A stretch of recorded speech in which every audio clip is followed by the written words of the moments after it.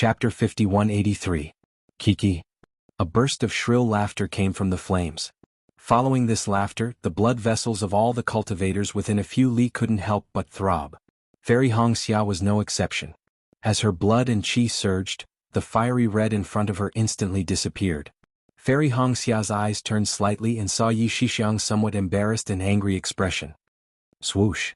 In the soaring flames, a woman that was dozens of meters tall flew out.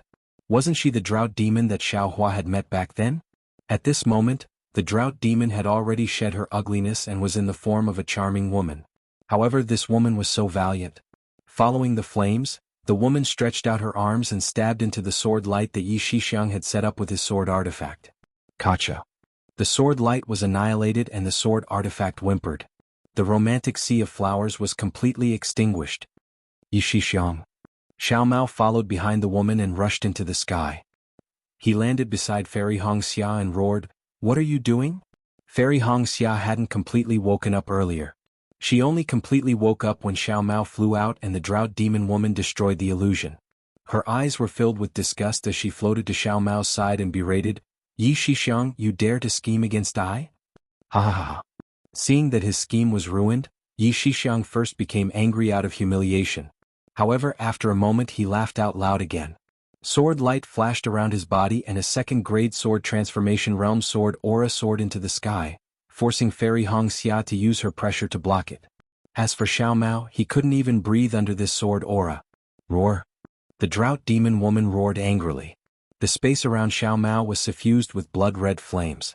Xiao Mao then stood still and coldly looked at Yi Shixiang's wild laughter. He said, "Yi Shixiang, this Xiao arrogantly thought that you were the young lord and even introduced Fairy Wuxia here. So all of this was a trap that you set up." After Yi Shixiang finished laughing, he looked at Xiao Mao with interest and said, "Xiao Mao, don't think that I don't know that you're a subordinate of the Immortal Alliance's Falling Star Sky. You came to my Yi clan under Falling Star Sky's orders, right?" You. Xiao Mao's expression greatly changed. He looked at Yi Shixiang in disbelief and said, "How did you know? Could it be?" "That's right, I knew about it long before you came," Yi Shixiang said indifferently, "and I don't mind telling you that Luo Xingtian intentionally leaked this information to me." "That's impossible." Xiao Mao's face turned ashen as he cried out involuntarily, "If that's the case, why did he send me here?" "It's simple," Yi Shixiang replied, "because Luo Xingtian was afraid that you would disturb what he wanted to do, so he ordered you to come to me. Of course, he also wants to kill you, but your bloodline is different, your identity is different, and you have a lot of value. He doesn't want to do it for now. What does he want to do?" Xiao Mao's heart gradually calmed down as he asked Yi Shixiang. Yi Shixiang shrugged and said with a smile, "I originally didn't want to tell you, but when I thought about how you won't live to see the day when Starfall Sky controls the Thunder Control sect, I might as well tell you. Starfall Sky wants to scheme against the Imperial Thunder sect?" Xiao Mao was stunned when he heard this. He sneered and said, "His ambition is not small. To avoid refinement cultivator, that can't be considered as ambition." Yi Shixiang replied, "If he didn't fear Kunlun sect's Taoist master Xian Qin, he would have established a sect on Dawn Rain continent long ago. Of course, the current Immortal Union is different from before. Even you have pledged your allegiance to the Immortal Union. The day when Starfall Sky unifies Dawn Rain continent is probably not far away." "How do you know so much?" Xiao Mao narrowed his eyes and asked. Yi Shixiang smiled and replied, "Why would a person who's about to die have so many questions? I don't care what Starfall Sky wants to do." Xiao Mao looked at Yi Shixiang and said word by word, "I also don't care what you collude with Starfall Sky. It doesn't matter whether I live or die, but I absolutely won't allow you to have any ideas about my senior sister." Ha ha ha. Yi Shixiang laughed loudly when he heard this. He raised his hand and pointed at Xiao Mao and said, "A golden core cultivator who bowed down and begged me to bestow the opportunity to conceive a nascent soul dares to boast like this in front of me. Just by relying on you, a Hanba who's comparable to a late nascent soul cultivator?" "She's not a Hanba. She's called Huahong," Xiao Mao calmly corrected. "Xiao Mao, oh Xiao Mao." Yi Shixiang finished laughing and looked at Hanba who was called Huahong with interest and asked, "Do you know why I arranged the alliance with Kai Clan in Sky Patrol City?" Xiao Mao suddenly had a bad feeling in his heart. He couldn't help but ask, "Why? Could it be that you already knew that I have Huahong?" "Not only do I know that you have a Hanba, I also know that you used a soul bag to bring Hamba from Million Meng Mountains to Sky Patrol City. Yi Shixiang's expression looked more and more like a cat playing with a mouse. Xiao Mao. Fairy Hong Xia hurriedly called out, "Don't talk too much to him." Xiao Mao's face was distressed. He looked at Yi Shixiang and asked softly, "Yi Shixiang, I don't know if you'll tell me, but I still want to ask, Qin Jian, was it you who arranged it?" Qin Jian? Fairy Hong Xia heard and couldn't help but scold, "Xiao Mao, what nonsense are you thinking? How could Qin Jian be arranged by the Yi clan?" Senior sister. Xiao Mao turned around and said, "I've never told anyone about Hua Hong. I only revealed it to her once because I was afraid that it would cause Qin Jian to misunderstand." Sigh. Fairy Hong Xia sighed and didn't say anything else. Yi Shixiang looked at Fairy Hong Xia and then looked at Xiao Mao's grief-stricken face. He smiled and said, "If that's the case, then I might as well tell you. Qin Jian's real name is Yi Jian. He was originally a disciple of the Yi clan. When Yi Yu told the clan about you, the clan had arranged for Yi Jian to be with you." As he spoke, Yi Shixiang raised his hand and took out a sword pouch. He glanced at Hamba and said, "Do you think that you can protect Fairy Hong Xia's safety with Hamba by your side? I'm afraid you're going to be disappointed outside Sky Patrol City today." Woo woo. As Yi Shixiang opened the sword pouch, he didn't see what was coming out of the sword pouch, but he heard the sound of wind and snow howling within a dozen miles. The space that was originally controlled by Hamba's dry and fiery heat was suddenly filled with cold ice and wind. This cold intent was like a tidal wave that came from all directions and rushed straight into the sword pouch. Roar. With a furious roar, a huge figure flashed out of the sword pouch. Crack, crack, crack. A series of spatial cracks appeared in the nearby void. Boundless cold intent fell into the figure. A snow tapir that was 100 feet in size stood steadily in midair. This snow tapir was in the shape of an ape. Its body was covered with long snow-colored fur. Boundless cold intent overflowed from its fur. Just as the snow tapir stood still, its eyes immediately emitted an ominous glint as it looked at Hanba. Damn it. When Xiao Mao saw the snow tapir flying out, he cursed in his heart. Sure enough, Hanba let out a hoarse cry and waved its hands. Layers of flames immediately pounced on the snow tapir. Looking at the snow tapir again, it just pounded its chest with its claws and opened its mouth. A torrent of cold air was spewed out. When the cold air landed in the air, it immediately froze the nearby space. Even the ice and snow within a few hundred feet surged toward the air pillar and turned into a tide of ice that pounced on the flames. Sizzle. An ear-piercing sound was produced from the ice and fire. Boundless water vapor rose and covered everyone's eyes. Boom. At the same time when the water vapor was produced, the snow tapir waved its claws forward. Amidst the rumbling sound, icicles that were dozens of feet long fell from the sky and smashed toward Hamba's fiery rainbow. Hamba's fiery rainbow was fearless when he saw the icicles approaching. He waved one hand forward and the power of his bloodline pounced on the snow tapir. His other hand waved a fist and hit one of the icicles. Wherever the wind from his fist passed, flames condensed into a fire pillar that directly penetrated the icicle. As for the other icicle, Hamba only snorted. A crimson line of fire flew out of her nostrils and hit the icicle. The huge icicle melted rapidly as soon as it came into contact with the line of fire. Ow! At this moment, the bloodline energy of the Hitorigami had already struck the snow tapir. The snow tapir roared madly while its eyes glowed crimson red, and then its entire body was covered in frost. It was like a layer of ice armor that actually froze the bloodline energy of the Hitorigami. Not only that, but the moment the ice armor was formed, waves of cold yin chi rushed out from the snow region beneath the snow tapir and entered the snow tapir's body in a frenzy. As the snow tapir roared, its body grew several times larger. With a slight movement of its claws, huge ice blocks formed around the drought demon's fiery rainbow. Fiery Rainbow was furious. She did not use her firepower. Instead, her body swayed and her arms instantly pierced through the layers of ice. She rushed to the snow tapir and fiery red spikes appeared between her fingers, piercing into the snow tapir's body. Poof, poof, poof. As soon as fiery rainbow spikes pierced into the snow tapir's body, a low muffled sound was heard. Crack, crack, crack. Layers of hard ice crystals appeared from the spikes. Although they cracked instantly, they still blocked the spikes. Whoa! The snow tapir suddenly lifted its head. The sound of wind whistling was heard as it hit Fiery Rainbow's abdomen. Fiery Rainbow saw that and did not dare to be slow. She hurriedly waved her arms to block it. Bang! Unfortunately, the snow taper's strength was so great that it actually sent Fiery Rainbow flying. However, the moment she was sent flying, Fiery Rainbow pressed her hand backward. A crimson fire pillar appeared from her palm and hit the snow taper's leg. Whoa. The hard ice was instantly destroyed. Excruciating pain came from the snow taper's leg. The snow taper could not help but roar. Although the snow taper's strength was slightly weaker, it was able to draw support from the power of ice and snow of the Sky Patrol City's snowfield to fight evenly with Hitorigami. Yi Shixiang's eyes were filled with satisfaction. He turned to look at Fairy Hongxia and said, "Fairy, although I've done so many calculations, it's actually all for you. Moreover, I don't mind telling you that my Yi clan's foundation is far beyond what you've imagined. It's also far beyond what you've seen now. P.S. Fellow cultivators who like this book, please subscribe to it at Chidian. Vote for it, donate it, and thank you for all forms of support." Chapter 5184. There's no need to say any more. Fairy Hongxia's expression was even colder than the icy plains as she mercilessly rejected him. Kill. Yi Shixiang still wanted to say something, but above the Sky Patrol City, countless cyan sword lights soared into the sky. The Fortune Gate's disciples in front of the sword formation hesitated for a moment, then they activated their flying swords and magic artifacts and charged towards the sword formation according to their original plan. Hee. Seeing this, Yi Shixiang unconsciously smiled and said, "Fairy Hongxia, you're refusing a toast only to be forced to drink a forfeit.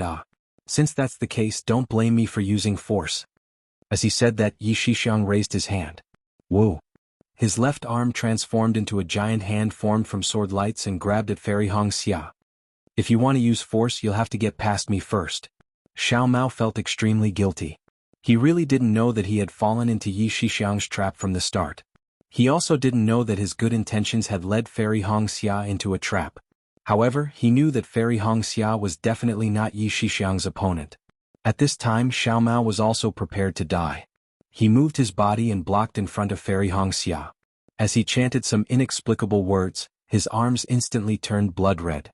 Xiao Mao's hands grabbed at the air and two blood-red shadows several zhang in size shot out from his arms and grabbed at Yi Shixiang. "Junior brother Xiao, I'll help you." Fairy Hongxia naturally wouldn't sit still and wait for death. Seeing Xiao Mao make a move, Fairy Hongxia let out a furious roar and raised her hand to slap the top of her head. Whoa. A fiery red brilliance emerged from the top of Fairy Hongxia's head and condensed into a 300-meter-long Yuanying hand that grabbed at Yi Shixiang's sword light hand. Fairy Hongxia's nascent soul hand arrived first and collided with Yi Shixiang's sword light hand. Rumble. In a loud explosion, the two large hands were annihilated at the same time. Sword light and brilliance splashed in all directions. The surrounding space was even cracked by the shockwave. Looking at the two of them, Fairy Hongxia's body swayed and she was involuntarily sent flying several zhang. Her face was flushed red. As for Yi Shixiang, he was as steady as a boulder. His left hand suddenly made a grabbing motion and another sword light hand appeared out of thin air. This time, the sword light hand was much stronger than before. Before it landed, it had already sealed the space around Fairy Hongxia. Swoosh. At this moment, Xiao Mao's two blood-colored shadows swept across the sky and landed beside Yi Shixiang. Along with the descent of this blood-colored shadow, fine blood runes appeared all over Yi Shixiang's body. The blood runes were like ripples on a lake as they rippled on the surface of Yi Shixiang's body and gradually seeped into Yi Shixiang's heart meridians. Haha. Yi Shixiang controlled the sword light while looking down at his own body. He laughed. "Is this the power of bloodline? Looks like this is all there is to it." Along with Yi Shixiang's voice, the flying sword in Yi Shixiang's right hand suddenly ignited. Yi Shixiang grinned maliciously and waved his hand. Roar. A several zhang long coiling dragon was born from the flying sword. It roared angrily and pounced towards the blood-colored shadow. Wherever the coiling dragon passed, the blood-colored shadow would be swept away and devoured by the coiling dragon. The coiling dragon even swung its tail and actually followed the trail of the blood-colored shadow as it pounced towards Xiao Mao. This is a Dao cultivator's spirit weapon? Xiao Mao couldn't help but cry out when he felt a suffocating spiritual beast aura assaulting his face. A feeling of innate restraint involuntarily arose from the bottom of his heart, making it hard for him to resist. Haha. Yi Shixiang laughed loudly and said, "That's right, I'll use your bloodline to make this old man's spirit weapon." PFFF. Xiao Mao didn't dare to be negligent. He opened his mouth and spat out a mouthful of blood essence. He hastily waved his hands and streaks of blood-colored shadows were born from his hands. As the blood-colored shadows flew out, Xiao Mao's complexion became increasingly ghastly pale. In just a few breaths, the blood essence transformed into a human figure. Go! Xiao Mao raised his hand and grabbed. With a low roar, the blood-colored shadow suddenly expanded and became several zhang long as it charged towards the coiling dragon. Boom! The human-shaped blood-colored shadow collided with the coiling dragon and was annihilated at the same time. The sound wasn't deafening, but within this sound, the space within a 300 zhang radius was corroded. Strands of indescribable pitch black seeped out from the void. Ah! Xiao Mao let out a blood-curdling scream as his body withered and collapsed in mid-air. Roar roar! Drought Demon, who had been lured away by the snow taper, sensed that Xiao Mao was injured. It roared angrily and wanted to fly back. But at this moment, Drought Demon was like a flame that had fallen into a frozen river. Although the flames were very powerful, the nearby ice and snow power was too vast. No matter how anxious it was, it couldn't break through the snow taper's blockade and couldn't get close at all. Junior Marshal Brother Xiao. Fairy Hongxia was greatly alarmed. She wanted to move her body over to help, but Yi Shixiang's sword light hand had already descended. She didn't dare to be distracted. Her body trembled, and with a clear cry, an ice phoenix dharma body that was several hundred zhang long flew out from Fairy Hongxia's body. Although this ice phoenix dharma body was a dharma body, it didn't look any different from a real ice phoenix.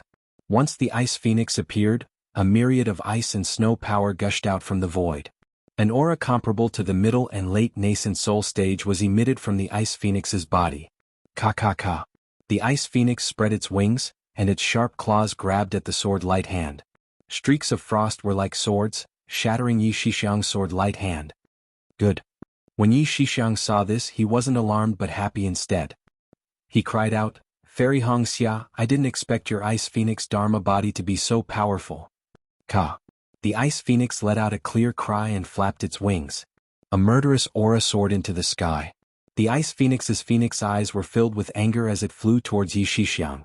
Its sharp claws that streaked across the void flickered with cold light. A bone-piercing coldness was born from its sharp claws, enveloping Yi Shixiang in a radius of several hundred zhang.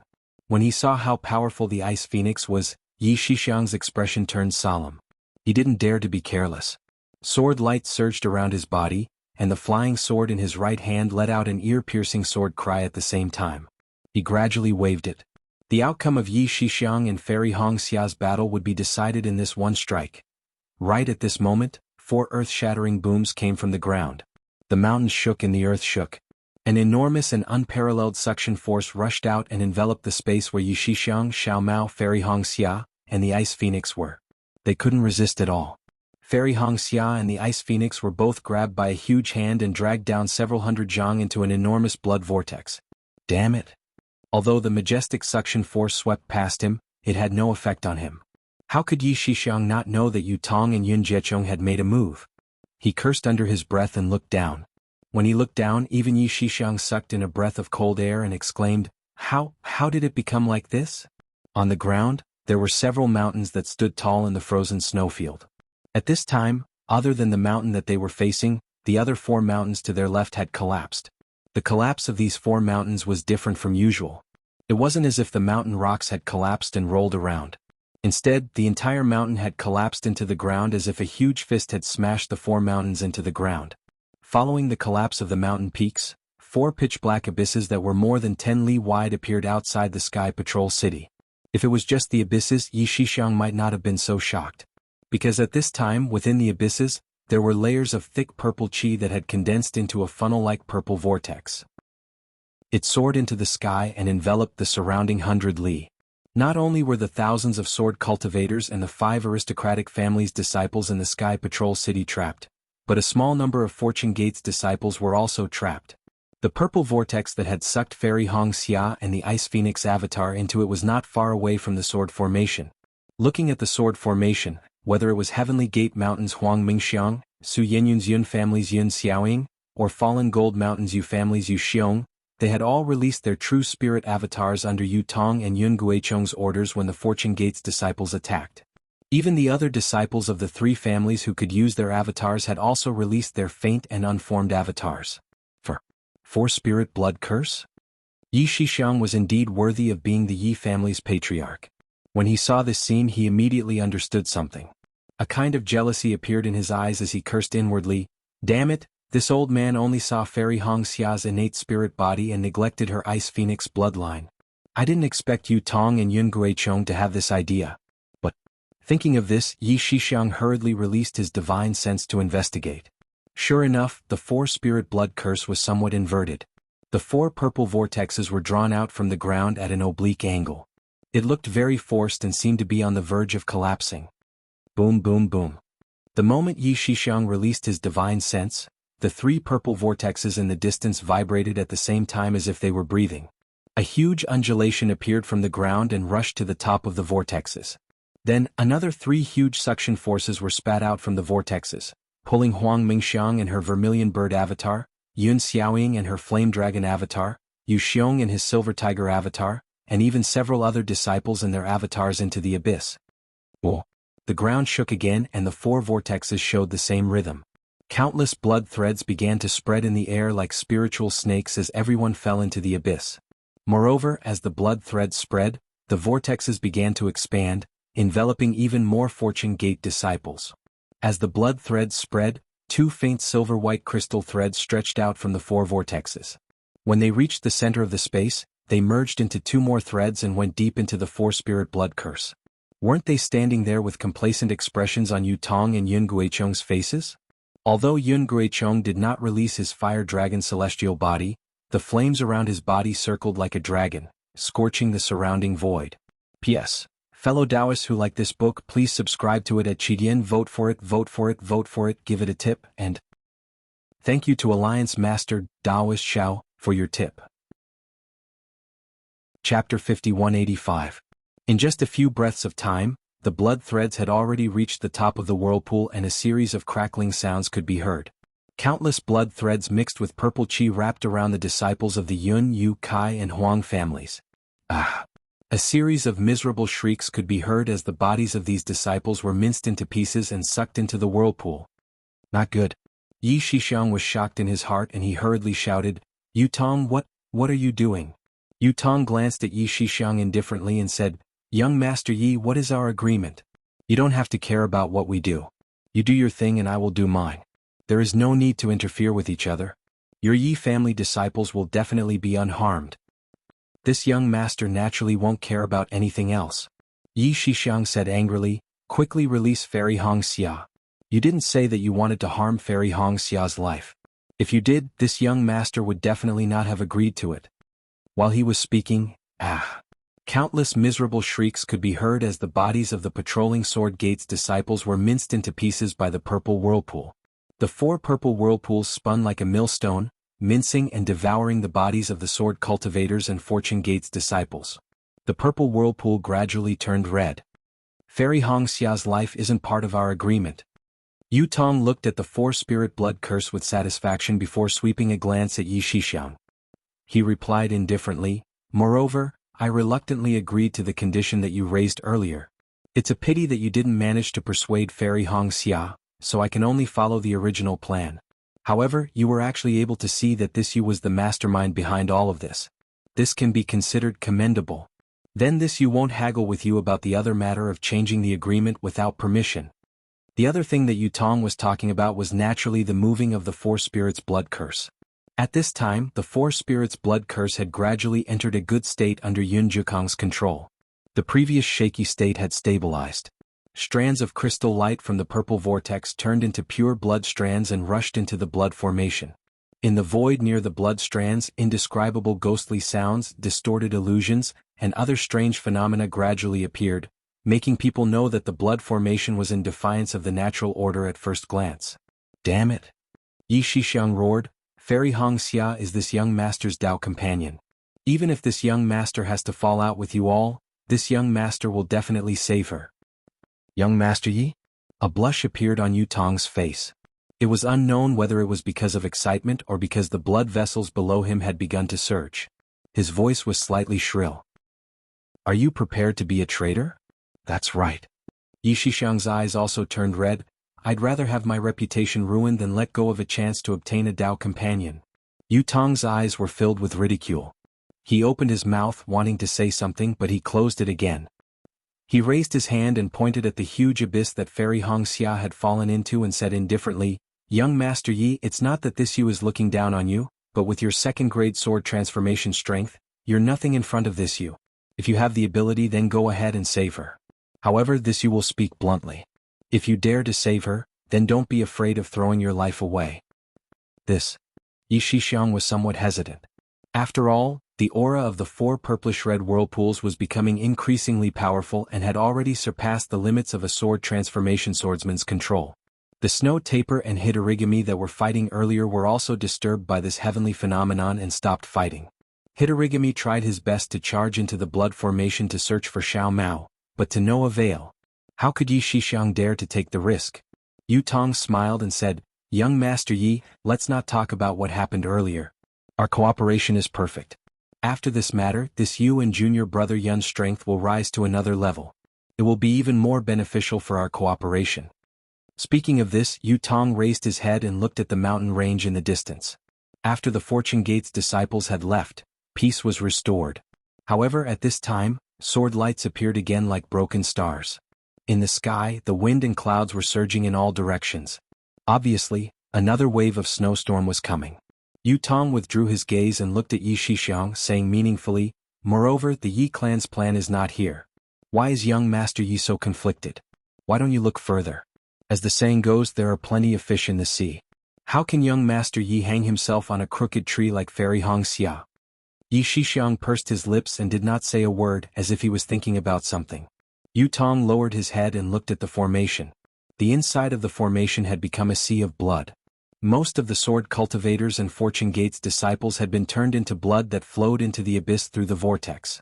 Outside the sea of blood, several hundred Yi clan's disciples were standing there in a panic. They were like ants in front of a powerful force that was as powerful as heaven's will. Other than the Yi clan's disciples, there was another person who was unexpectedly struggling with all his might. This person was Xiao Mao. Even though Xiao Mao wasn't strong enough and had even been injured by Yi Shixiang, he was still a soul cultivator from the Lux village after all. Within the blood curse of the 4 spirits, he was able to rely on his mastery of the power of his bloodline to resist the strangulation of the blood formation. "Young Master Yi," Yu Tong said half-jokingly, half-seriously, "this Yu's patience is limited. If young Master doesn't make a decision, not only will the several hundred Yi clan's disciples be trapped inside the sword formation, even young Master will not be able to protect himself.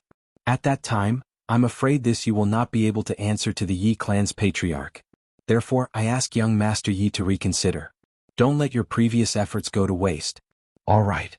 Yi Shixiang finally gritted his teeth and said, "Regarding today's matter, this young master will take it as suffering a loss in silence." Yu Tong said coldly, "Young Master Yi is wrong. It's this Yu who has suffered 2 losses in silence." Yi Shixiang fiercely glared at Yu Tong. His figure swayed and he rushed out of the blood formation's range.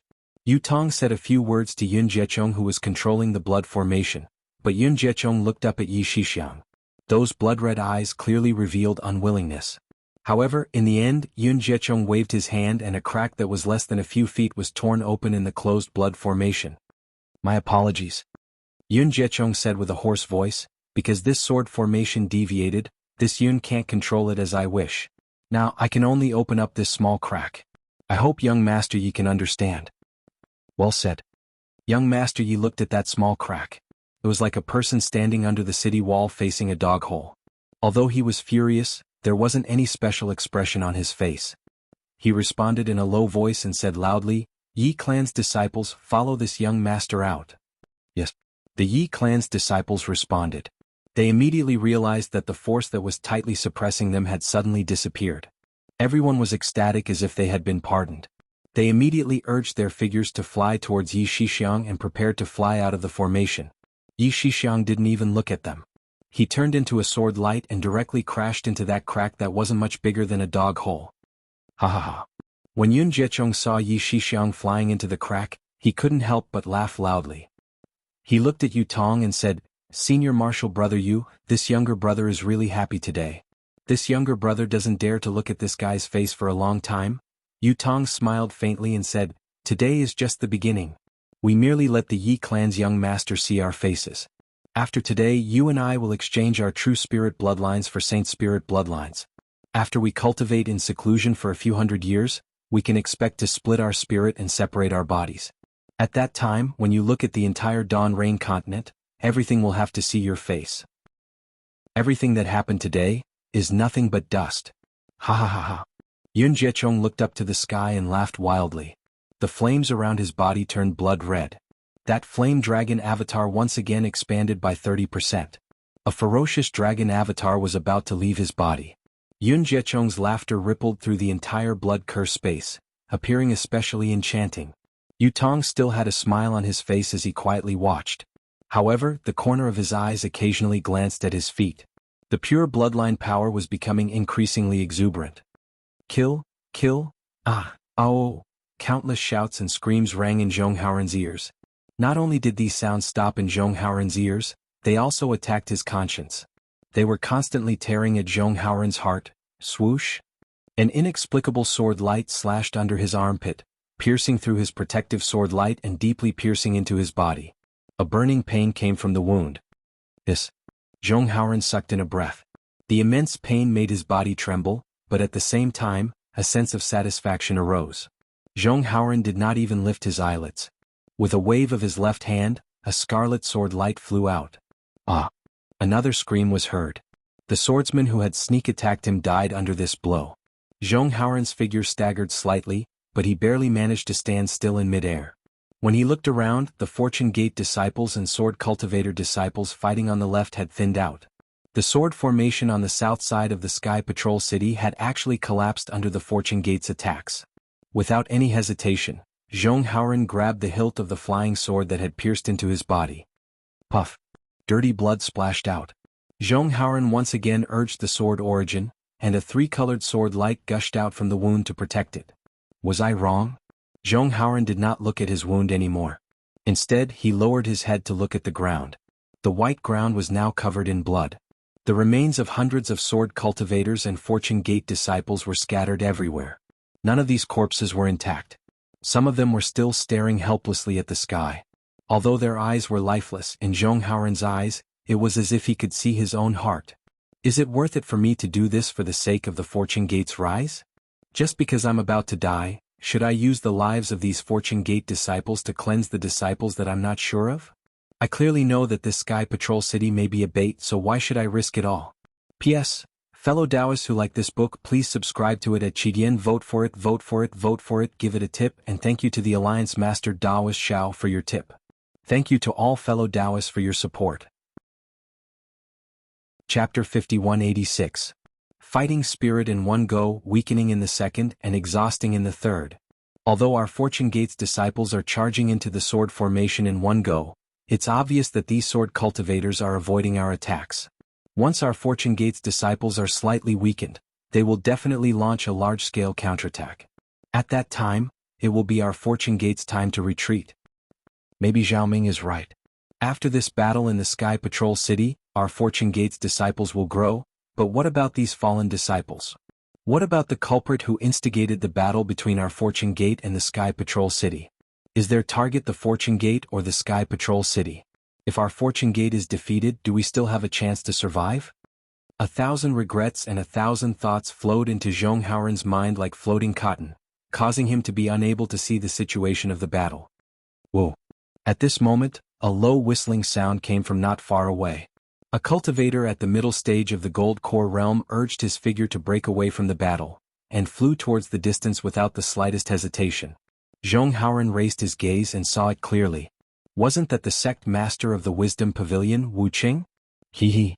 Zhong Haoren sneered and thought to himself, I'm relieved to have found a deserting sect master.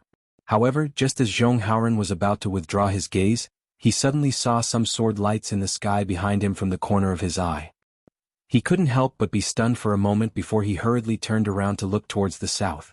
At this time, there were already groups of people flying over from the vast snow domain. These people did not look as powerful as the Fortune Gate's disciples, but the momentum they exuded was something the Fortune Gate's disciples could not compare to. Within the momentum, layers of sword intent condensed and sealed off the Fortune Gate disciples' escape route.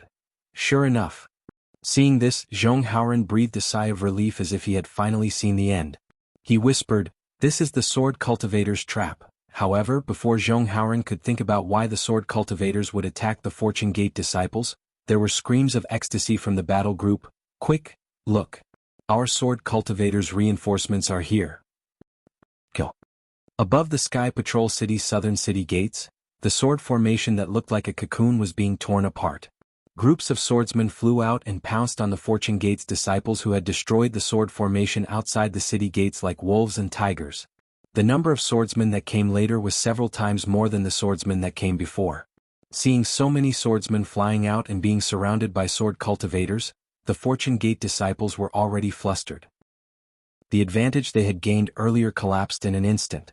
Many Fortune Gate disciples put away their flying swords and magic artifacts to protect themselves, hesitating on how to deal with the situation. More Fortune Gate disciples' figures flickered as they broke away from the battle, seemingly wanting to escape. In an instant the whole battle was in chaos. "Fortune Gate disciples, heed my command, kill." Zhong Zhan's hoarse voice could be heard amidst the chaos. "We can only survive if we kill our way into Sky Patrol City." Hearing Zhong Zhan's words, the nearby Fortune Gate disciples were ready to attack again.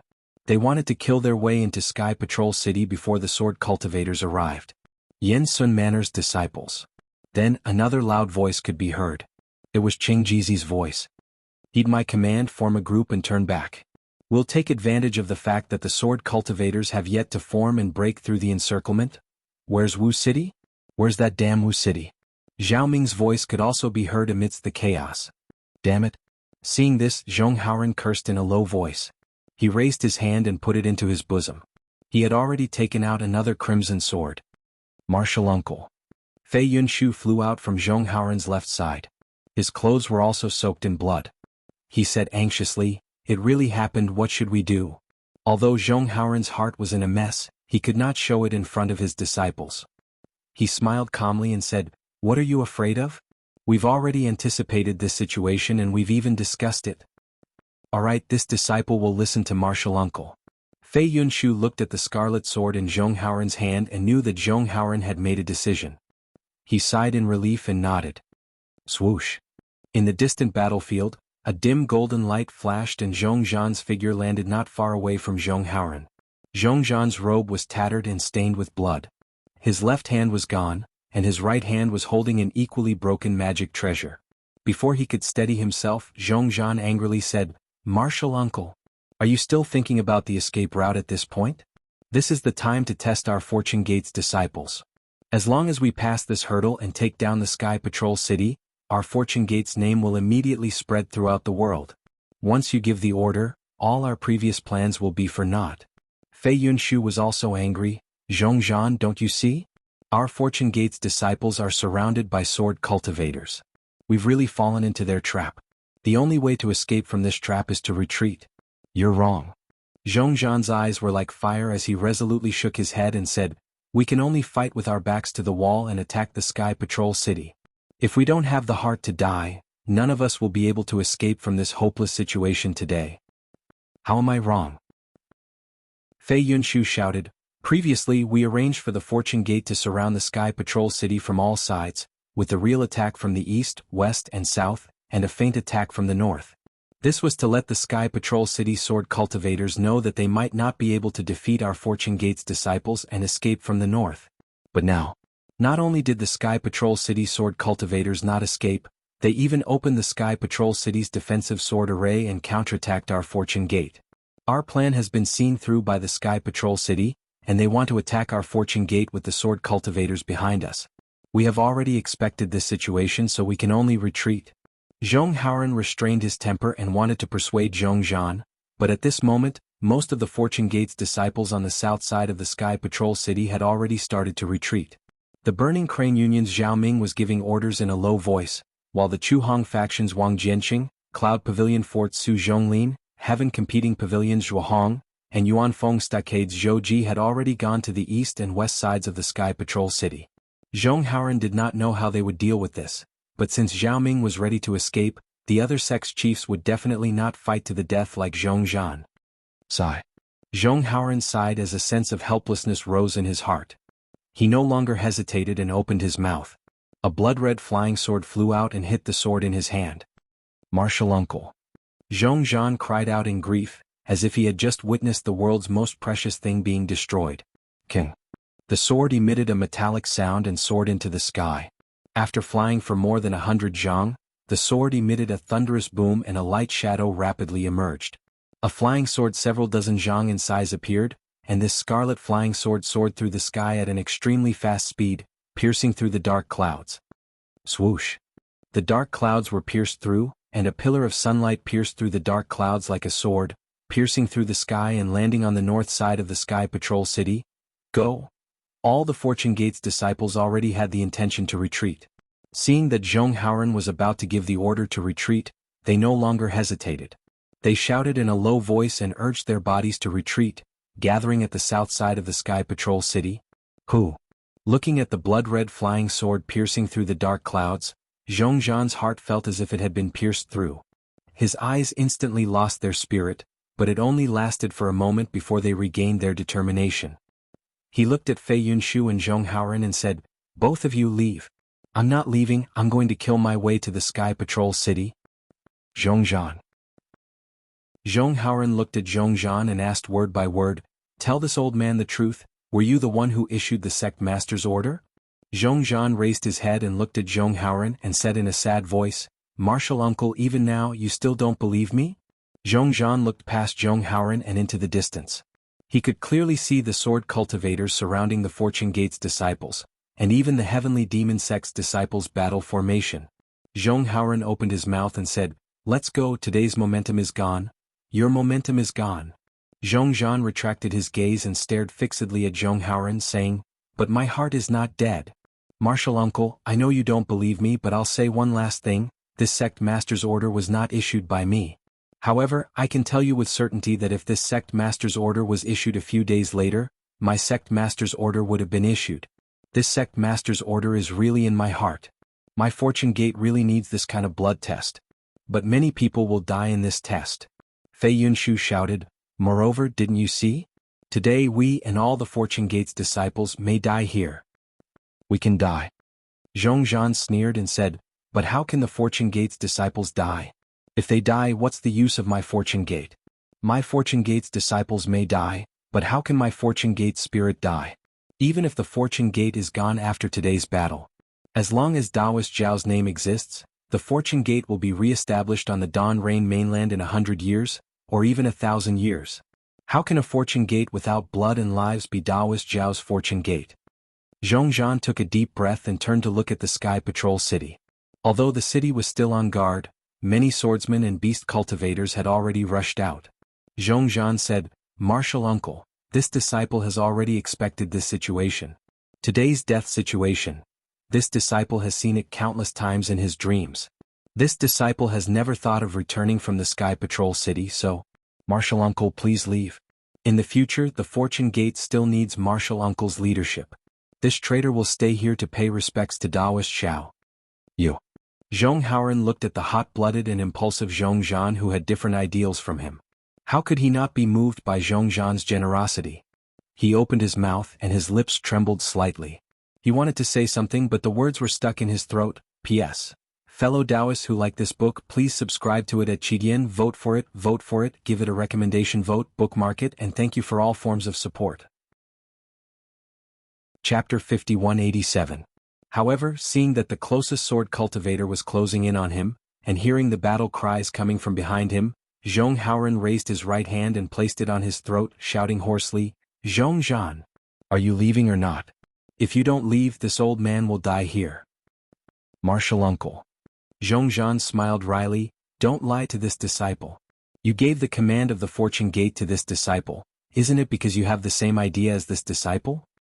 Zhong Zhan turned to look at Fei Yunshu, who had not left, and said, "Yunshu, you arranged your Fortune Gate to the north of Sky Patrol City and followed us, but didn't you also see through Martial uncle's plan? This old man's life is coming to an end, it doesn't matter where I die." Zhong Haoren said indifferently, "But you are different, you have a long lifespan and the Fortune Gate's future depends on you. This old man has failed Taoist Zhao's trust, and I have no face to see him in the underworld. You must not follow in this old man's footsteps." Unfortunately, Zhongzhan was unmoved. He looked coldly at Zhonghauren and said, "Martial uncle, what's done is done, what should be done must be done. You don't need to coerce this disciple. This disciple did not listen to you in the past and now this disciple will not." Fei Yunshu gritted his teeth and flew to Zhonghauren's side shouting, "Martial uncle, since we have no intention of leaving, why do you have to do this? Why don't we kill our way over? Killing one sword cultivator is one." As he spoke, he looked at Zhongzhan and said, "Zhongzhan, although I said that I had forgiven you earlier, in reality, I still feel disdain for what you have done. Even today, I still don't think what you did in the past was honorable. However, since you want to die, I will accompany you. When we reach the underworld, I ask Daoist Xiao to judge for us." "Good." Zhongzhan nodded. "It's a deal." Zhongzhan's gaze swept over the sword Zhonghauren was holding at his throat and he roared, "For the fortune gate, for Daoist Xiao, kill!" Amidst the cries of the sword cultivators, this voice sounded so lonely and desolate, yet so stubborn and so fearless. It was as if there was only one person shouting on an endless narrow road. "Kill." Fei Yunshu wasn't willing to fall behind Zhongzhan by even half a minute. Before Zhongzhan could finish shouting, he also roared angrily and dashed towards the sword cultivator. It was as if he was walking a completely different path from Zhongzhan. The end of the road was also far away, but it seemed like they were heading back to the same destination. "All right." Zhonghauren saw that his two disciples were ignoring him, but he didn't feel awkward at all. With such loyal disciples accompanying him on the road to the Yellow Springs, he wouldn't be lonely. He applauded and said, "Since that's the case, let's all go. I'm afraid that only Daoist Zhao's Yellow Springs is our true destination." Zhonghauren had already made up his mind to die and he didn't say anything else. He circulated his secret technique for the last time, and his body emitted a whimpering sword hum as he gradually turned into a sword. Right at this time, rumble! Countless thunderous sounds came from the sky south of the Sky Patrol City. At first, the thunderous sounds were like drizzling rain, but in the next moment, they turned into a gurgling stream. By the time Zhonghauren and the others heard it, it had already turned into the roar of a waterfall. While Fei Yunshu was still in shock, the thunderous sounds eventually turned into surging waves, like the rumbling of war drums, enveloping thousands of li around them. Even the stubborn Zhongzhan turned pale with fright at this time. He slowed down and turned his head to look at the south. At this moment, in the originally gloomy sky behind the sword cultivators and heavenly demon sect disciples besieging the fortune gate, lightning flashed and thunder rumbled. The sky was more ferocious than the craziest tide of the Guihe Sea.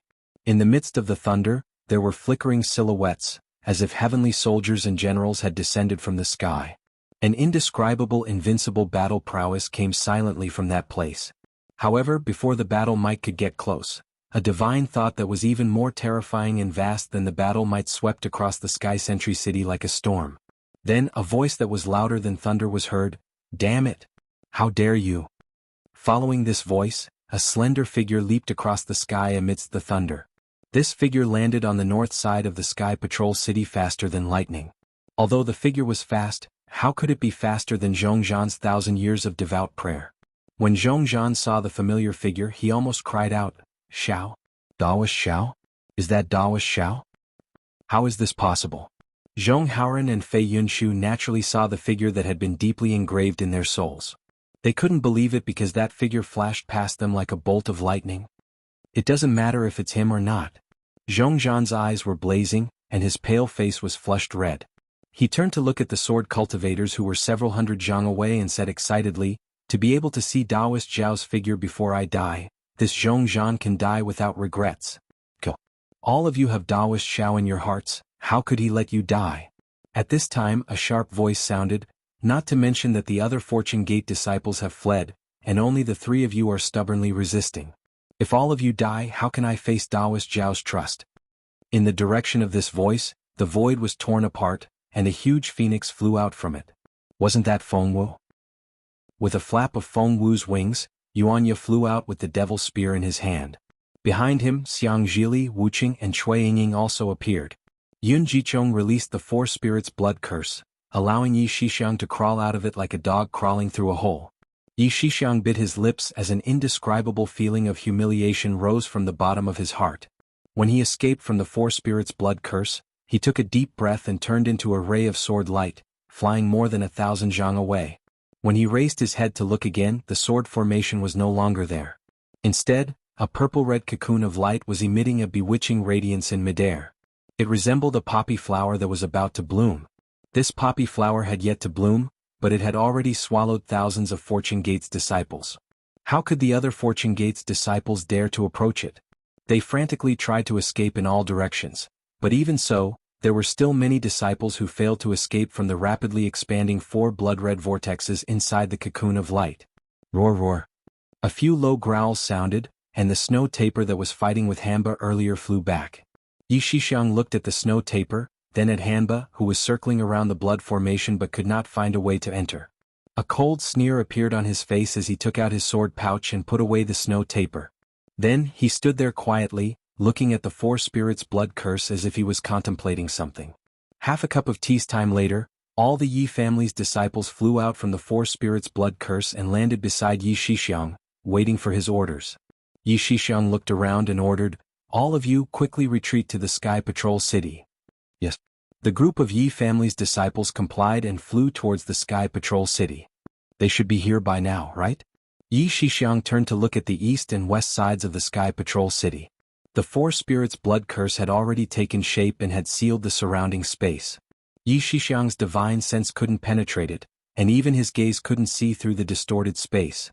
Yi Shixiang hesitated for a moment, then he flew several hundred zhang away with the Yi family's disciples. At this time a loud boom came from the distance. Yi Shixiang immediately stopped and turned to look at the source of the sound. On the south side of the Sky Patrol City, a scarlet flying sword several dozen zhang in length was flying at an extremely fast speed, tearing apart the dark clouds in the sky. Coincidentally, a pillar of sunlight pierced down like a light sword. It streaked across the sky and directly landed on the 4 spirit blood curse behind Yi Shixiang. Haha. Yi Shixiang laughed loudly and clapped his hands. Needless to say, this must be the Fortune Gate signal to retreat. Since the Fortune Gate is retreating, then the 3-sword sect and the Heavenly Demon 3 sects must be here. What is there for this old man to worry about? With that said, Yi Shixiang's figure flickered as he turned into a sword light and flew under the 4 spirits' blood curse. It looked like he wanted to rush into the 4 vortexes supporting the light cocoon. However, the 4 spirits' blood curse had shackled the surrounding space. Layers upon layers of rock-like fluctuations had appeared in the area enveloped by the 4 purplish-red vortexes. These fluctuations had blocked Yi Shixiang's divine sense and even blocked his figure. Yi Shixiang snorted coldly. Sword light flickered around his body and turned into a giant sword in the blink of an eye. Clang! The giant sword pierced through the void, heading straight for the 4 spirits' blood curse. Unfortunately, even though the surrounding space was trembling, and the 2 vortexes closest to it were shaking, the giant sword only managed to pierce half a foot into the space before it was stopped. Yi Shixiang. Yu Tong inside the 4 spirits' blood curse seemed to have noticed something and roared, "What are you doing?" Hee hee.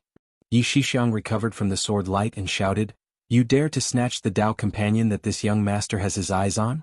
This young master would rather defy the old master's order, to save Fairy Hong Xia. You dare." Yu Tong was flustered and exasperated. He hurriedly urged his figure to fly out of the 4 spirits' blood curse to stop him. Yi Shixiang didn't dare to be negligent. He quickly raised his hand and took out the flying sword that was shining with a fiery red sword light. Pff. Yi Shixiang spat out a mouthful of blood essence. Boom boom boom. The giant sword let out a rumbling sound. The ancient runes on the giant sword started to swim like tadpoles. In just a moment, the blood essence dyed all the tadpoles. Then, with a series of popping sounds, all the tadpoles exploded. The broken runes fell off like crumbs. Following the disappearance of the runes, rays of dazzling golden light blossomed from the flying sword. In the end, the crimson-red sword light faded away, revealing a magic weapon that looked like a golden sword breaker. Pride appeared in Yi Shixiang's eyes. He casually shook his hand. Roar. A dragon-like roar came from the golden sword breaker. Layers of golden light broke free from the golden sword breaker and transformed into the shape of a flood dragon. Spirit weapon? Yu Tong was shocked when he saw this and cried out, How can you use my Tao Cultivator's spirit weapon? Vote for it, give it a recommendation vote, collect it, tip it, and thank you for all forms of support. Chapter 5188. Haha. Seeing this, Yi Shixiang couldn't help but laugh out loud. This young master has already told you my Yi clan is definitely not what you see. There's no need for that in the future, this young master will let you experience it today. After he finished speaking, Yi Shixiang activated his sword energy and the golden rapier in his right hand struck the void. Roar! The golden rapier transformed into a flood dragon and pounced towards the space sealed by the four-spirit blood curse. Crack crack crack. The void shattered and the restriction collapsed. The restriction under the four-spirit blood curse was instantly shattered by the golden rapier. Damn it! Yu Tong shouted with a stern expression. Yi Shixiang, you dare to spoil this Yu's plans? This you will not rest until you're dead. Since you want to not rest until you're dead, then so be it. Yi Shixiang laughed nastily. Speaking of which, do you think this young master is afraid of you? As he spoke, Yi Shixiang actually swung the golden rapier again. This time, the golden rapier smashed towards the mountain peak that was supporting the four-spirit blood curse. Boom. The golden rapier transformed into a dragon and hit the center of the mountain peak. With an earth-shaking sound, the huge peak of the mountain was actually shattered by the golden rapier. A small half of the peak collapsed with a crash. The four-spirit blood curse was like a flower bud that had its stem cut off as it slowly fell from the sky. Zzzzzzzzzzz. Under the four-spirit blood curse, the four purplish-red whirlpools let out a cryptic sound and abruptly shrank as if they were about to collapse. Hee hee. Yi Shixiang laughed wildly. His figure flashed as he charged towards the abyss that Fairy Hongxia had fallen into. The golden rapier in his hand dimmed. It was obvious that Yi Shixiang couldn't use it continuously. Ha ha. Before Yi Shixiang could fly closer, he heard the same wild laughter coming from within the four-spirit blood curse. Yu Tong's excited voice sounded, Yi Yaran, you truly deserve to die. You actually dared to spoil Immortal Envoy Wen's plans. When he finds out, won't he peel off your skin? Yi Shixiang's figure trembled as he raised his head in astonishment. The expression on his face clearly froze as he argued, what did you say? Why can't I understand? Unfortunately, Yu Tong didn't pay any attention to him. He rubbed his hands together and several thick rays of crystal light appeared. Then Yu Tong waved his hands like butterflies and formed a series of strange seals. As the seals formed, an inexplicable fluctuation appeared and four different colored figures appeared around Yu Tong. Yi Shixiang was stunned. He seemed to have thought of something as an incredulous expression gradually appeared on his face. He didn't dare to rashly use the golden mace that he was waving and instead, he tightly protected his body. In the blink of an eye, four figures of light appeared around the jade board. They were in the shape of a dragon, a phoenix, a tiger, and a vermilion bird. Dang. Yu Tong raised his hand and flicked it. Like the sound of a huge bell, the phoenix figure flew out and fell into the whirlpool that Fairy Hongxia fell into. Woo woo. A strange wind blew out from the whirlpool. Then with a schwa, the four spirits' blood curse that was originally tightly wrapped around the whirlpool bloomed like a flower. A powerful aura spread out in all directions. The earth shook and the purplish-red whirlpool shrank rapidly. Below the earth, a crystal that was thousands of feet in size flew out from the abyss. This crystal was completely transparent and was greenish-white in color. Fairy Hongxia was sitting cross-legged at the bottom of the crystal. The ice phoenix celestial body that was spreading its wings was frozen in the center of the crystal. Boom boom. The crystal flew into the sky along with the whirlpool. Wherever it went, space collapsed. All of the purplish-red whirlpools were sucked into the crystal and absorbed by the ice phoenix. Ao. In the distance, the anxious Hitorigami finally found an opening. He roared and pounced into the four-spirit blood curse. He rushed into one of the whirlpools. Xiao Mao was already powerless to struggle. His body was slowly being torn apart and gradually fell into the edge of the whirlpool. Yu Tong did not even look at Hitorigami. He flicked his finger again. Dang. The vermilion bird figure flew into another whirlpool. Huang Mingxiang's eyes were tightly shut. A fiery red vermilion bird figure was also frozen in the crystal. Like Fairy Hongxia, it was slowly being pulled out of the ground. The ice phoenix and vermilion bird crystals flew out. The crystal that fell under Yun Guichong's feet immediately detached from his body and flew to the two crystals like a spiritual snake, entangling them. Then, a gloomy coldness mixed with a black shadow completely enveloped one side of the four-spirit blood curse. Senior Yu? Yun Jiechong was originally channeling the blood curse of the four spirits with all his might, but when Yi Shixiang destroyed the mountain peak, he suddenly discovered that his magic power was everywhere in the void. Everything was out of his control. At this moment, the crystal light had also disappeared, causing him to be at a loss. He could not help but ask softly, What's going on? Dang. Yutong did not answer Yun Guichong. Instead, he flicked his finger and the tiger-shaped light figure fell into a whirlpool. Boom. This time was different from before. A roar sounded from the whirlpool. A huge suction force grabbed Yun Guichong like a giant hand. Yun Guichong was shocked. He asked anxiously, Senior Yu, what's going on? Seeing that Yun Guichong was being grabbed by the suction force, Yutong smiled faintly and said, Junior Yun, thank you. The Flame Dragon is an extremely important true spirit bloodline in the Four-Spirit Blood Curse. How can I not have you to urge the Four-Spirit Blood Curse? But Yun Guichong felt that his physical body was gradually being torn apart. He really did not expect that his previous vigilance would come true in the end. However, he still did not dare to believe it. Doesn't the Flame Dragon bloodline have Yun Xiaoying? Didn't the Four-Spirit Blood Curse? I also set it up bit by bit? Yun Xiaoying is a female cultivator. How can she bear the Flame Dragon bloodline? Yutong smiled and said, Also, the Four-Spirit Blood Curse you set up is only a Four-Spirit Blood Curse. It's not the formation I wanted to set up. Then? Yun Guichong's flesh had already started to shatter. He still shouted with his eyes wide open, Then why? At this moment, Yi Shixiang snorted coldly in the distance. Idiot. You've been used by Yutong. This young master has also been used by him. Although the Four-Spirit Blood Curse you set up was not wrong and this young master has even moved the position of the Four-Spirit Blood Curse, it did not affect his plan at all. Also, your Four-Spirit Blood Curse is not complete. Only by overturning the mountain that supports the Four-Spirit Blood Curse will the Four-Spirit Blood Curse truly take shape. This young master wanted to destroy the Four-Spirit Blood Curse, but I didn't expect that it would still complete the Four-Spirit Blood Curse. I understand. Yun Guichong's face turned distressed. He looked at Yutong and said softly, Senior Martial Brother Yu, could it be that this plan of yours has already started 1,000 years ago? Yutong nodded and said, That's right. From the moment this young master saw you, your fate has already been decided. There are very few humans in this world who possess the true spirit bloodline. If I don't use you, who else can I use? Asking a tiger for its skin, ah? Yun Guichong smiled bitterly. I didn't expect that I would still die in the hands of the person I trust the most in the end. Don't talk about trust. Yutong said coldly, You don't have the right to say this. You're just using each other. Perhaps Fairy Hong Xia and Huang Mingxiang have the right to say this. Gotcha. With the sound of bones being torn apart, Yun Guichong was dragged into the whirlpool while screaming miserably. Woo woo. Just as Yun Guichong fell into the whirlpool, a strange sound came from the edge of the whirlpool. Drought Demon was protecting Xiao Mao. Because the two of them could not resist the suction force, their bodies glowing with blood-red light also fell into the whirlpool. Then, with a rumbling sound, Yun Xiaoying and the Flame Dragon celestial body also turned into crystals and flew out. However, Yun Xiaoying had already turned into an empty shell. Her flesh and blood had long been minced.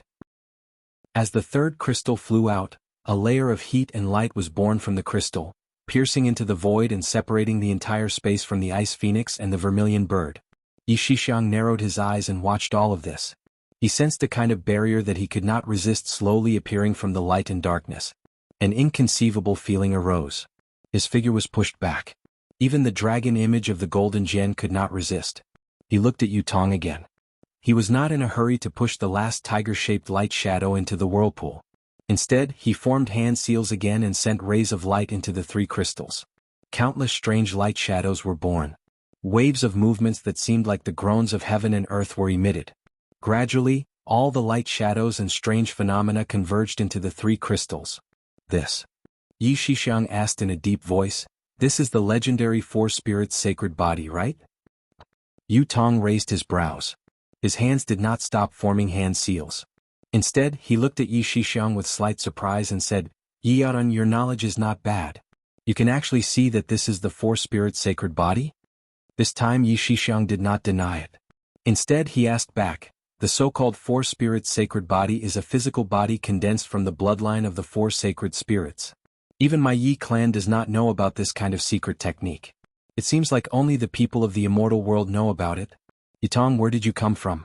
At this point, Yi Yaotian, who had transformed into Yi Shixiang, suddenly asked, Who exactly are you? Where is Immortal Emissary One? Haha. Yu Tong raised his head and laughed loudly. He said, Yian, oh Yian, where could immortal emissary one be? He's far away on the horizon but right in front of you. As he spoke, Yu Tong pointed at the last tiger-shaped light shadow. That light shadow fell into the whirlpool with a dang sound. Then, an enormous suction force actually firmly grabbed Yu Tong himself. P.S. Fellow Taoists who like this book, please go to Qidian to subscribe to support, vote for a monthly vote, vote for a recommendation vote, bookmark, tip, and thank you for all forms of support. Thanks to Benbin, Xiaohua Dongfang Yushan, Honghua, Qin Fengliang, Wu Qin, Aluan, Jeshan, Lishao 777, Little Duan Demonflower, and so on for their tips. Today I'll add more chapters for you guys. Some of the names of the members were not completely counted. I hope everyone can understand.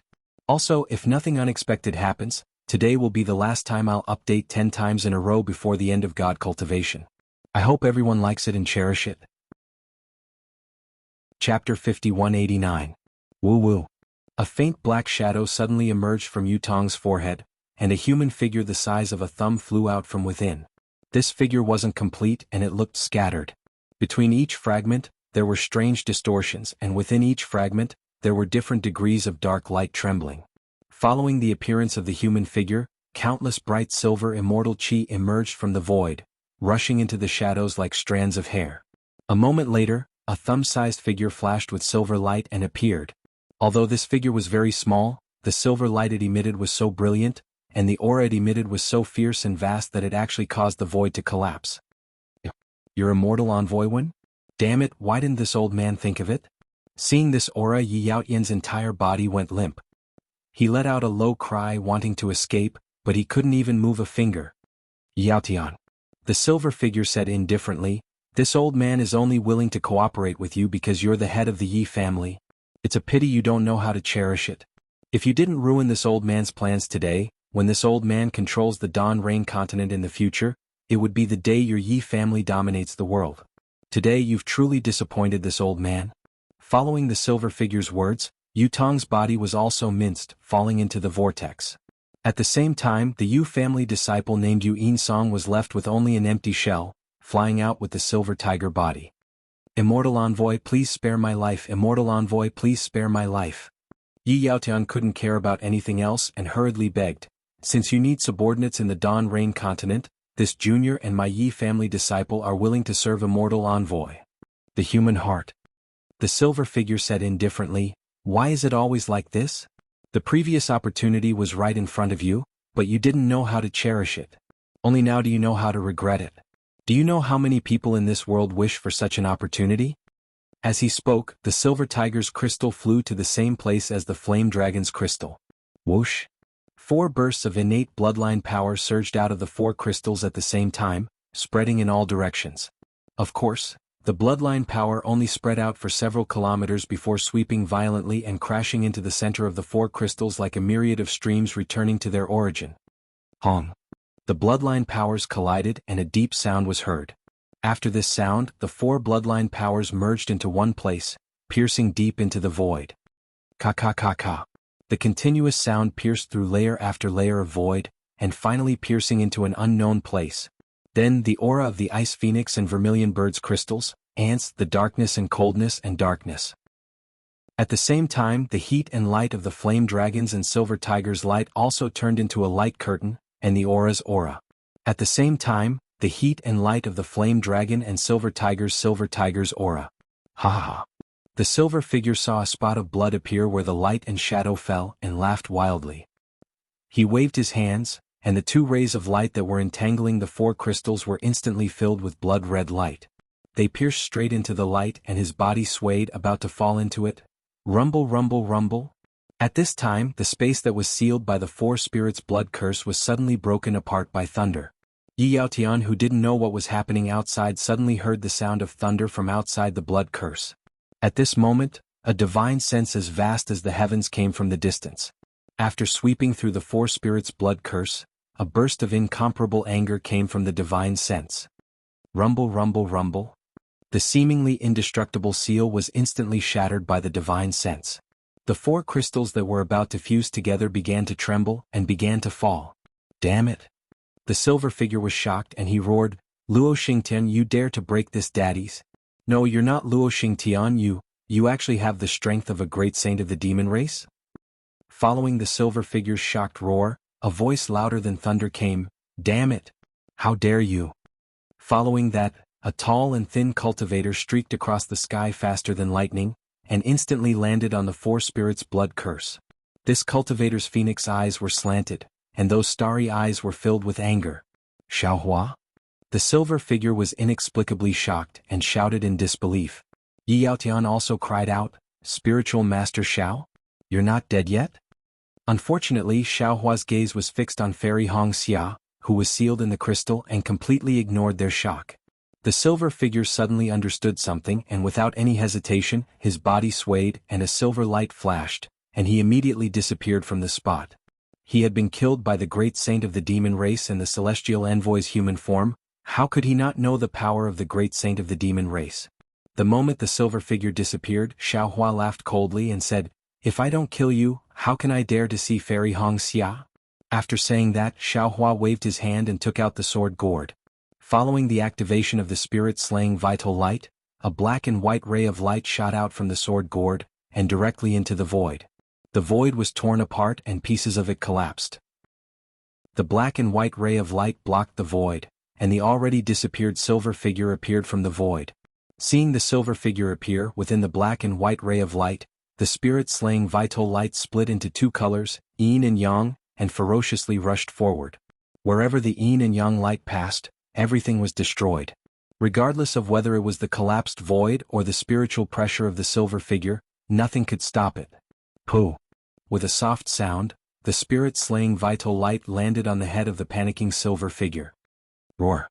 As if in pain, a tiger's roar came from the silver figure, and a silver light like a white tiger appeared from the silver figure's head, blocking the spirit-slaying vital light. Ah, spirit-slaying vital light? How can there be spirit-slaying vital light in the Dawn Rain continent? The silver figure was shocked and shouted in disbelief. Xiaohua looked at the silver figure and the tiger-shaped silver light, and couldn't help but think of the immortal messenger with the surname Shen and Fire Phoenix King's words. He raised his hand and stopped the spirit-slaying vital light and asked, Is your surname one? Yes. The silver figure heard and quickly nodded, This old man is immortal messenger one. Xiaohua nodded and said, Since it's like this, you can die. With that, Xiaohua used his hand to point again. Pooh! With a soft sound, the spirit-slaying vital light slightly trembled, and pierced through the tiger-shaped silver light, and deeply pierced into the immortal human figure. Oh! How is this possible? The silver figure shouted and then no longer made any sound. And Xiaohua raised his hand and a dark green crystal light landed between the silver figure's eyebrows. You came at the right time. At this time a sound came from the sky and sunlight scattered everywhere. The void was torn and Huang Tong flew out. He saw the dim silver figure wave his hand, and threw a few people into the air. He spread his wings and landed and protected Xiaohua. He shouted, I have worked so hard for so long, no one can fight with I for this great tonic. Xiaohua's face was like frost and he retracted his finger. With the spirit-slaying vital light in the sword gourd intersecting, pooh! The dim silver figure's head fell from the silver light, as if the real head was killed by the spirit-slaying vital light. Jia. Seeing the silver figure being destroyed, Huang Tong, who was guarding at the side, opened his mouth, and the tiger-shaped silver light was immediately swallowed by him. Rays of silver light seeped out of his body. His demon body swelled uncontrollably. Countless stars and moon powers appeared in the void around him. However, it only lasted for a moment before Huang Tong flapped her wings. The power of the stars and moon disappeared, and all the strange phenomena disappeared. Why did you bring them here? Xiaohua looked at the three people brought by Huang Tong, and did not know whether to laugh or cry. Didn't you go to imprison Dongshan? Huang Tong shrugged and smiled. I was going to return to the Imperial Thunder Sect after imprisoning Dongshan, but on the way back, I heard that the Fortune Gate was coming to the Sky Patrol City to stop the marriage between Fairy Hongxia and the Yi clan. I knew that if you were not in the Sky Patrol City, you must be on your way here, so I came directly to the Sky Patrol City. On the way here, I met the three of them who were also rushing to the Sky Patrol City, so I brought them here. Oh, also, thanks to your help, I don't want to talk about the excitement on the way here.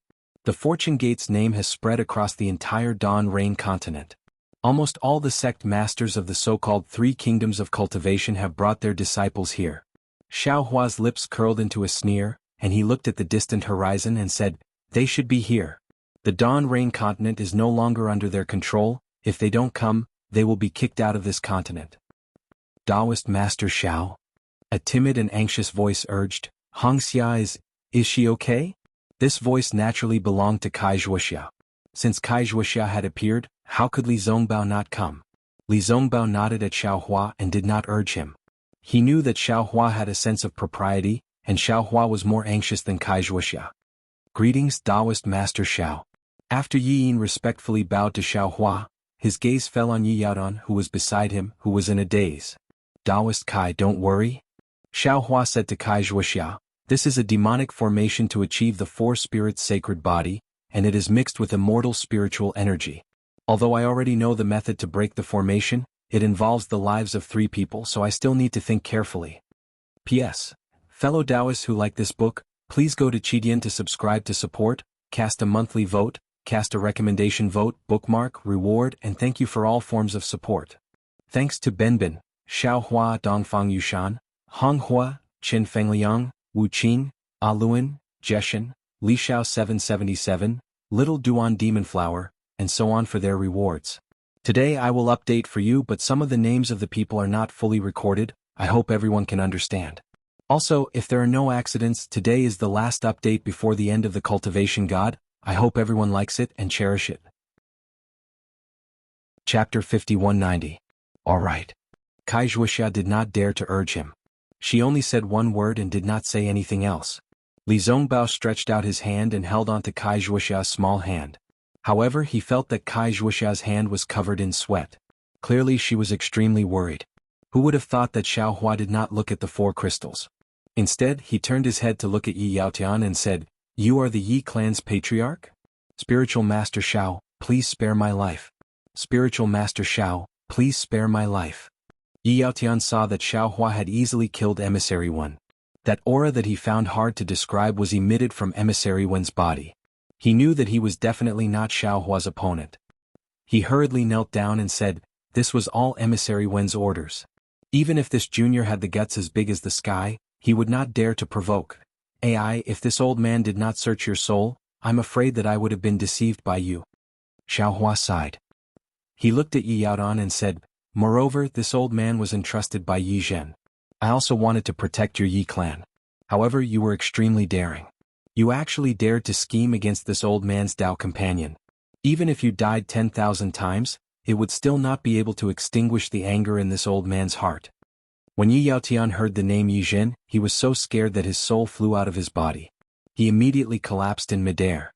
Logically speaking, you are merely a 3rd-grade sword transformation realm cultivator. With this old man's status, I should not make things difficult for you. Xiao Hua's face was cold. He said in a low voice, "However, with this kind of karma, how could this old man let others do it?" After he finished speaking, Xiao Hua did not seem to use any divine ability. Kachacha. A layer of lightning surged out from Yi Yaotian's body. In an instant Yi Yaotian was killed. Within the lightning, a human-shaped primordial spirit struggled to fly out. However, the merciless lightning instantly annihilated it. Yi Yaotian's body and soul were destroyed. Xiao Hua raised his hand again, and Yi Yaotian's sword pouch fell into his hand. Xiao Hua looked at it for a moment, then took out the spirit artifact and stored the sword pouch into his bosom. His eyes were looking at the 4 spirits' blood curse, and his divine sense was probing the spirit artifact. Although they knew that there were reinforcements coming from afar, and they even seemed to have seen Jinren Xiao, who they often saw in their souls, Zhong Haoren, Fei Yunshu, and Zhong Zhan knew that it was just water in the distance that could not quench their thirst. The sword cultivator from the Celestial Patrol City had already flown close to them, and they could no longer see the sun of tomorrow. They looked at each other. Their previously despairing hearts were now filled with hope, and an inexplicable joy surged into their hearts. For Jinren Xiao. A soundless cry came from their hearts. The 3 of them urged their sword lights and Jinyuan to rush toward the sword cultivator like moths to a flame. They wanted to emit the last bright light before they died. At this critical moment, Feng Wu arrived and released Yuanya and the others. Yuanya stood in midair and immediately saw the danger Zhong Haoren and the others were in. He roared, "Who dares to hurt my Fortune Gate's disciples?" As he spoke, he swung the devil spear in his hand. Swish. There was no surge of devil chi, and the spear's afterimages killed all the sword cultivators in front of Zhong Haoren and the others. Yuanya did not say anything. He waved his hand and pulled the three of them up into the sky. As for the other Celestial Patrol City sword cultivator disciples, they paused for a moment when Yuanya made his move. Then they rushed toward the Fortune Gate's disciples who were fighting with the Void Heaven Sword School in the south. They knew they were no match for Yuanya, so they didn't even bother to look. Yuanya arrogantly swept his gaze over these ant-like sword cultivators. He disdained to make a move. Zhong Haoren and the others were still in a state of shock. They looked at Yuanya and the Feng Wu in confusion. Zhong Haoren was about to say something when Feng Wu's eyes flashed with joy. He exclaimed, "Oh my, there's actually something good." But before he could finish, Feng Wu's figure disappeared in a flicker. Senior. With Feng Wu gone, the pressure in the sky was greatly reduced. Zhong Haoren's mouth was dry. He looked at Yuanya, Xiang Zhili and the others, then saluted Yuanya. "Junior, thanks Senior for saving my life. May I know if Senior?" Zhongzhan was the most alert. He had heard Yuanya's shout at the critical moment. When he saw Zhong Haoren saluting Yuanya, he bowed to Xiang Zhili and the others. "Junior Zhongzhan, thanks Senior for saving my life. May I ask if Senior is also a Fortune Gate's disciple?" Yuanya ignored Zhong Haoren. It was not that he looked down on Zhong Haoren, but he did not understand the situation on the Dawn Rain mainland and was unwilling to speak. At this time, Xiang Zhili looked regretful as he said to Zhongzhan, "AI, it's a pity that I'm not a Fortune Gate's disciple." Then, Zhongzhan was stunned and turned to look at Yuanya in confusion. At this time, Xiang Zhili's drawling voice sounded again, "I want to enter the Fortune Gate, but foster father said that there is no need for me to enter. The Fortune Gate belongs to him, which means it belongs to me?" "Ah?" Zhongzhan was shocked. He looked at Xiang Zhili again and a bad feeling rose in his heart. Don't listen to his nonsense. Yuanya couldn't help but say, "Sect Master has said that the Fortune Gate belongs to all Fortune Gate's disciples." Yuanya suddenly raised his head and looked at the east side of the Sky Patrol City. A sharp sword light was rushing towards them like a meteor. The sword light's momentum seemed to be able to tear the sky apart. His name is Xiang Zhili, a disciple of the lightning-controlling sect's Thousand Lightning Valley. He is also Daoist Zhao's foster son. You can ask him if you have any questions. As Yuanya said this, his figure flickered and a brilliant light surged around him. In just a moment, his fierce demonic aura blocked the sword light. "Xiang Zhili? You're Xiang Zhili?" Zhong Haoren was even more shocked. He looked at Xiang Zhili and said, You. What's wrong? Haven't you seen such a young nascent soul realm senior?" Xiang Zhili asked with a smile, "Why aren't you coming over to greet him?" Yes. Zhong Haoren, Zhongzhan and Fei Yunshu were overjoyed. They hurriedly tidied up their blood-stained robes and prepared to greet Xiang Zhili. Xiang Zhili was obviously joking with them. Seeing that the three of them were serious, he hurriedly waved his hand to support them. He smiled and said, "Don't. I'm just joking with you. You are my Fortune Gate's great heroes. It's more appropriate for me to greet you. If you greet me, won't Godfather scold me?" Xiang Zhili quickly took out some medicinal pills and handed them to the three of them. He said, "These are the medicinal pills bestowed by Godfather. Quickly take them." Yes. Zhong Haoren and the others were so happy that their eyes were wet. They hurriedly swallowed the medicinal pills.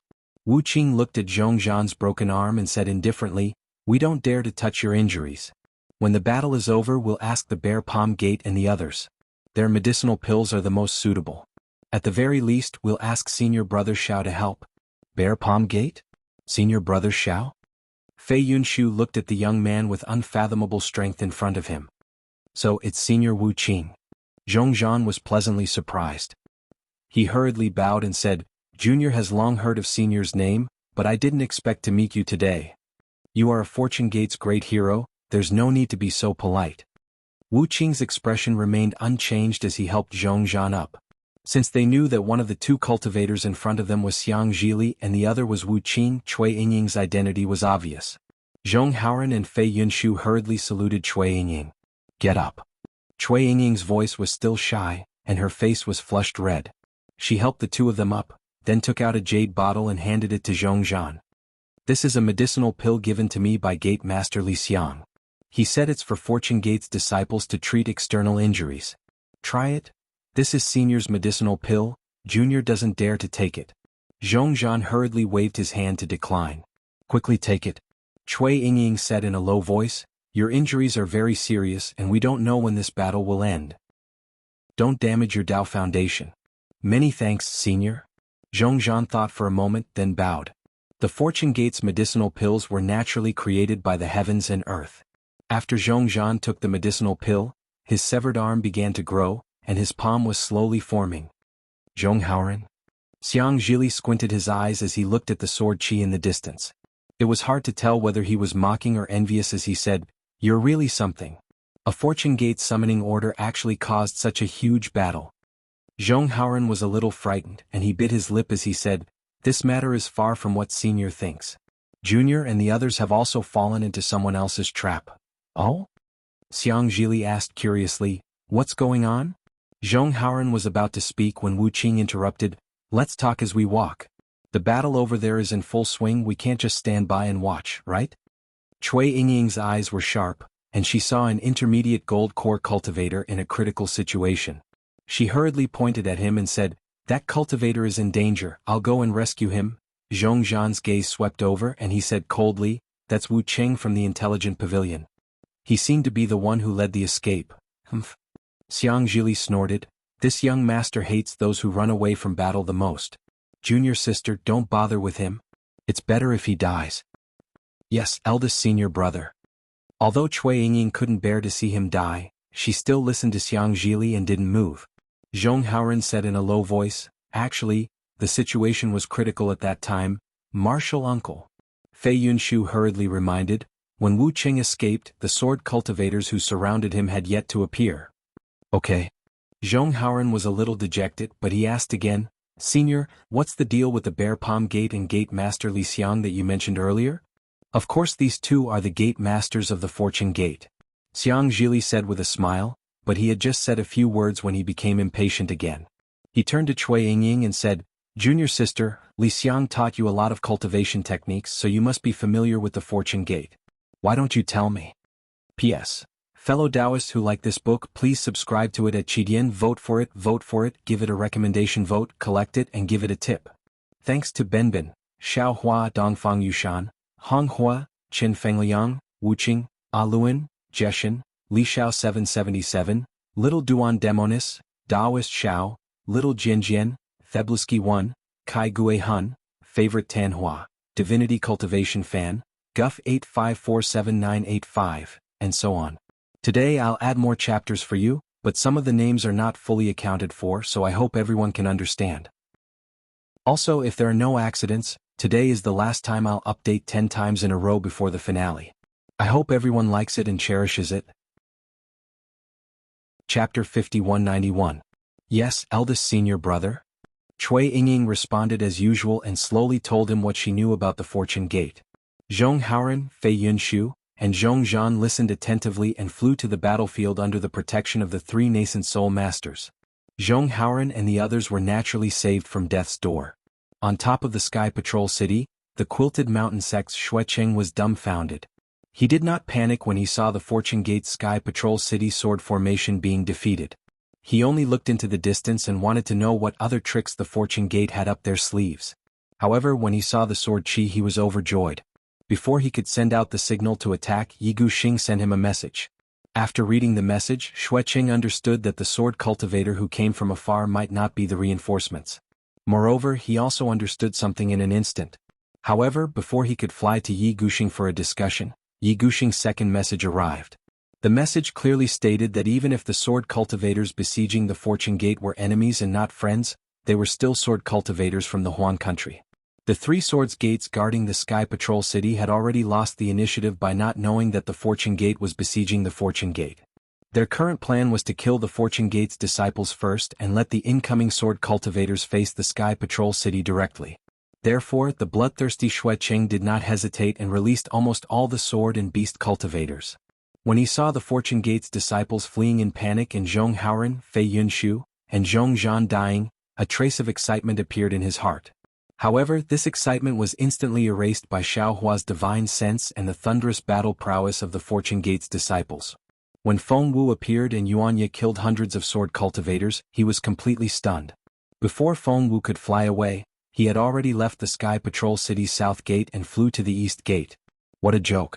Not to mention the demon clan that was as vast as the stars, even the sword formation of the Sky Patrol City could not withstand the power of the spear from the Taoist cultivator who held the Devil's Spear. What was the use of staying at the south gate? Gu Jianyu. Before he reached the Sky Patrol City's east gate, Xueqing shouted, "What's going on?" Almost at the same time, a light broke through the sky from Xueqing's left and Zhuanghong's voice sounded, "Gu Jianyu, he." Xueqing sneered. He knew that the west gate was naturally further away from the east gate than the south gate was from the east gate. Zhuanghong had arrived right after him. Zhuanghong had left his post earlier than him. Xueqing focused his gaze and saw that the battle situation at the Sky Patrol City's east gate was similar to the south gate. The Mountain Patrol Sword Sect's disciples were the closest to the Sky Patrol City. There were about 100,000 of them, and the ones facing them were the Dawn Rain Continent's Fortune Gate's disciples. After the Dawn Rain Continent's Fortune Gate's disciples, there were some Sword Cultivator and Tao Cultivator's disciples. There were also many of them, about 100,000 of them. However, they did not attack the Dawn Rain Continent's Fortune Gate's disciples. Instead, they turned around and attacked the Tao Cultivator's disciples behind them. The number of Tao Cultivator's disciples that arrived at the end was not many, perhaps 100,000 of them. However, these disciples were the strongest, and the hundreds of thousands of Sword Cultivator and Tao Cultivator's disciples were no match for them. The battle situation was very similar to the battle between the Sky Patrol City and the Fortune Gate's disciples. Zhuanghong only took a glance and hurriedly said, "Yi Jianyu, there's no need to look anymore. The situation here is similar to the Sky Patrol City's west gate. I'm here to ask for your advice because I don't understand. What should we do next?" Yi Guxing shook his head slightly and replied, "I don't know either. My Mountain Patrol Sword Gate's disciples have been sent out. Other than the disciples maintaining the sword formation, there's no one else in the Sky Patrol City that can be used. Moreover, the situation is unclear, so we can't participate in the battle personally." Xueqing retracted his gaze and looked at Yi Guxing and Zhuanghong. He said, "Although I don't know what happened, I know who the enemy is and who the reinforcements are. Quick, tell us." Yi Guxing and Zhuanghong's eyes lit up and they hurriedly urged him. Xueqing raised his hand and pointed, "The Sword Cultivator's disciples behind them are my Sky Patrol City's reinforcements. The disciples behind them are Fortune Gate's disciples. They are Zhonghauren's backup." Yi Guxing frowned and asked curiously, "How do you know?" "Because Zhonghauren, Fei Yunshu, and Zhongzhan were saved by a Tao cultivator whose strength even I couldn't see through." Xueqing said word by word, "That Tao cultivator even said, 'Who dares to hurt my Fortune Gate's disciples?'" Yi Guxing was shocked. Because the Sky Patrol City sword array was activated, his divine sense was blocked, so he couldn't see the situation in the south. However, when he heard that there was a Tao cultivator whose strength even Xueqing couldn't see through, he couldn't help but exclaim, "There's such a Tao cultivator? Which sect master is he?" Not only that. Xueqing didn't stop until he was shocked. He continued, "Although I can't see through his strength, I'm sure he's a demonic beast more powerful than that Tao cultivator." Demonic beast? Yi Guxing was stunned. A 9th-grade demonic beast? That's not right. Zhuanghong was surprised. He raised his hand and pointed at the sword cultivator in the distance and exclaimed, That seems to be Void Heaven Sword School's Qin Jing. Oh, and that's Heavenly Demon Sect's Yang Ji. He seems to be the Earth Spirit Sect's Deputy Sect Master. How could they be reinforcements? Buzz. Just as they were talking, a sharp sword light came from the eastern horizon like a shooting star. Before the sword light arrived, the sword will arrived first. The sword cultivators near Sky Patrol City all heard the sound of swords humming. Senior Spirit Sword? Yi Guxing was very sensitive to the sword intent and couldn't help but exclaim in ecstasy. Unfortunately, before he could finish his words, boom! A black shadow streaked across the sky and blocked the sword light with a terrifying aura. It's him. Xueqing exclaimed, "This is the Tao cultivator whose strength I don't know." Yi Guxing and Zhuanghong looked at each other, their eyes full of fear. How could they measure the strength of a Tao cultivator who could block Senior Spirit Sword? What about the divine sword like divine thought just now? Xueqing thought of something and asked again, It seems that the divine thought fell to the north of the Sky Patrol City. What divine sword, divine thought? Not only Yi Gushing but Zhuang Hong was also stunned and asked curiously. Xue Cheng's heart thumped and he hurriedly explained, just now, after all the sword cultivators in the Sky Patrol City set out, about half a cup of tea's time. But at this point Xue Cheng shut up again. How could the two sword cultivators not know when such a terrifying divine thought was released? Unless the person did not want them to know. Xue Cheng suddenly realized that the reason why he detected the divine thought was because Zhong Haoren and the other two were at the south of the Sky Patrol City. The Fortune Gate disciples had retreated to the east and west of the city, so the person controlled the range of the divine thought. Naturally, Yi Gushing and Zhuang Hong could not have detected it. Moreover, the person came at lightning speed. At that time, the entire Sky Patrol City was surrounded by lightning, so the two of them could not see the person's whereabouts. The north of the Sky Patrol City. Xue Cheng hurriedly pointed to the north of the Sky Patrol City and shouted, "The divine thought fell there." Yishixiong. Yi Gushing shouted and rushed to the north gate of the Sky Patrol City without caring about anything else. Zhuang Hong and Xue Cheng did not dare to delay and followed behind with doubts. When they hurried to the west gate of the Sky Patrol City, they saw the 4 huge crystals and the strange phenomenon imprisoned in the sky. They were dumbfounded again. They did not expect that there would be such a magical formation in this world that they could not detect it even though it was so close. When the 3 sword masters of the Sky Patrol City arrived, Xiaohua raised his eyebrows. Xiaohua confidently said to Feng Wu and Huang Tong, who had eaten Immortal Envoy Wen Xian's tiger-shaped silver tiger, "Fellow Taoists, please protect Senior Brother Li and the others and retreat. I already know what to do." Fellow Taoist Xiao. Huang Tong waved her claws and protected Li Zongbao and the others. She flew to the side and reminded, "You have to be careful. This formation is very strange. I can smell the aura of the Demon League from it. Thank you for your reminder." Xiaohua nodded and said, "I have already detected it. This formation is mysterious and its fluctuations are restrained. It seems to be set up on the Dawn Rain continent, but part of it is hidden in the void. Moreover, this formation does not involve the spiritual energy of heaven and earth. It only controls the bloodline. There are even traces of a soul formation. If I did not search your soul and did not understand the power of bloodline, I am afraid I would not dare to act rashly. If you have a plan, you can do it." Feng Wu did not fly far away. Instead, she landed on the other side of the 4 spirits' blood curse and said faintly, "If you need I to do it, just let me know." "Well said." Xiaohua smiled slightly and raised his hand. The sword gourd that had killed Yu Tong flew out again and landed in the center of the 4 spirits' blood curse. With the incantation, a spirit-slaying light fell from the sky and nailed the center of the bloody light. The moment the 4 spirits' blood curse was nailed, there was a huge rumbling sound again. The 4 seemingly light crystal-like objects suddenly became heavy. An indescribable aura was emitted from the crystals. Countless gorgeous lights and shadows were also emitted from the crystals. The void shook, and the 4 spirits' blood curse slowly fell from the void into the Dawn Rain continent. Waves more violent than the waves spread in all directions. Wherever the waves passed, the earth and mountains shook. Among the cultivators and sword cultivators who were fighting, those with shallow strength could not even stand in midair. One by one they fell down like gravel. P.S. Fellow Taoists who like this book, please go to Qidian to subscribe to support, vote for a monthly vote, vote for a recommendation vote, bookmark, reward, and thank you for all forms of support. Thanks to Benbin, Xiaohua Dongfang Yushan, Honghua, Chen Fengliang, Wu Qing, Aluan, Jeshen, Li Xiao 777, Little Duan Demonis, Taoist Xiao, Little Jianjian, The Blue Sky One, Kai Gue Hun, Favorite Tanhua, Loyal Fan of Divine Cultivation, GUF 8547985, and other rewards. Today I will update for you. Some of the names of the people were not fully counted, so I hope everyone can understand. In addition, if nothing unexpected happens, today will be the last update before the finale of Divine Cultivation. I hope everyone likes it and cherish it.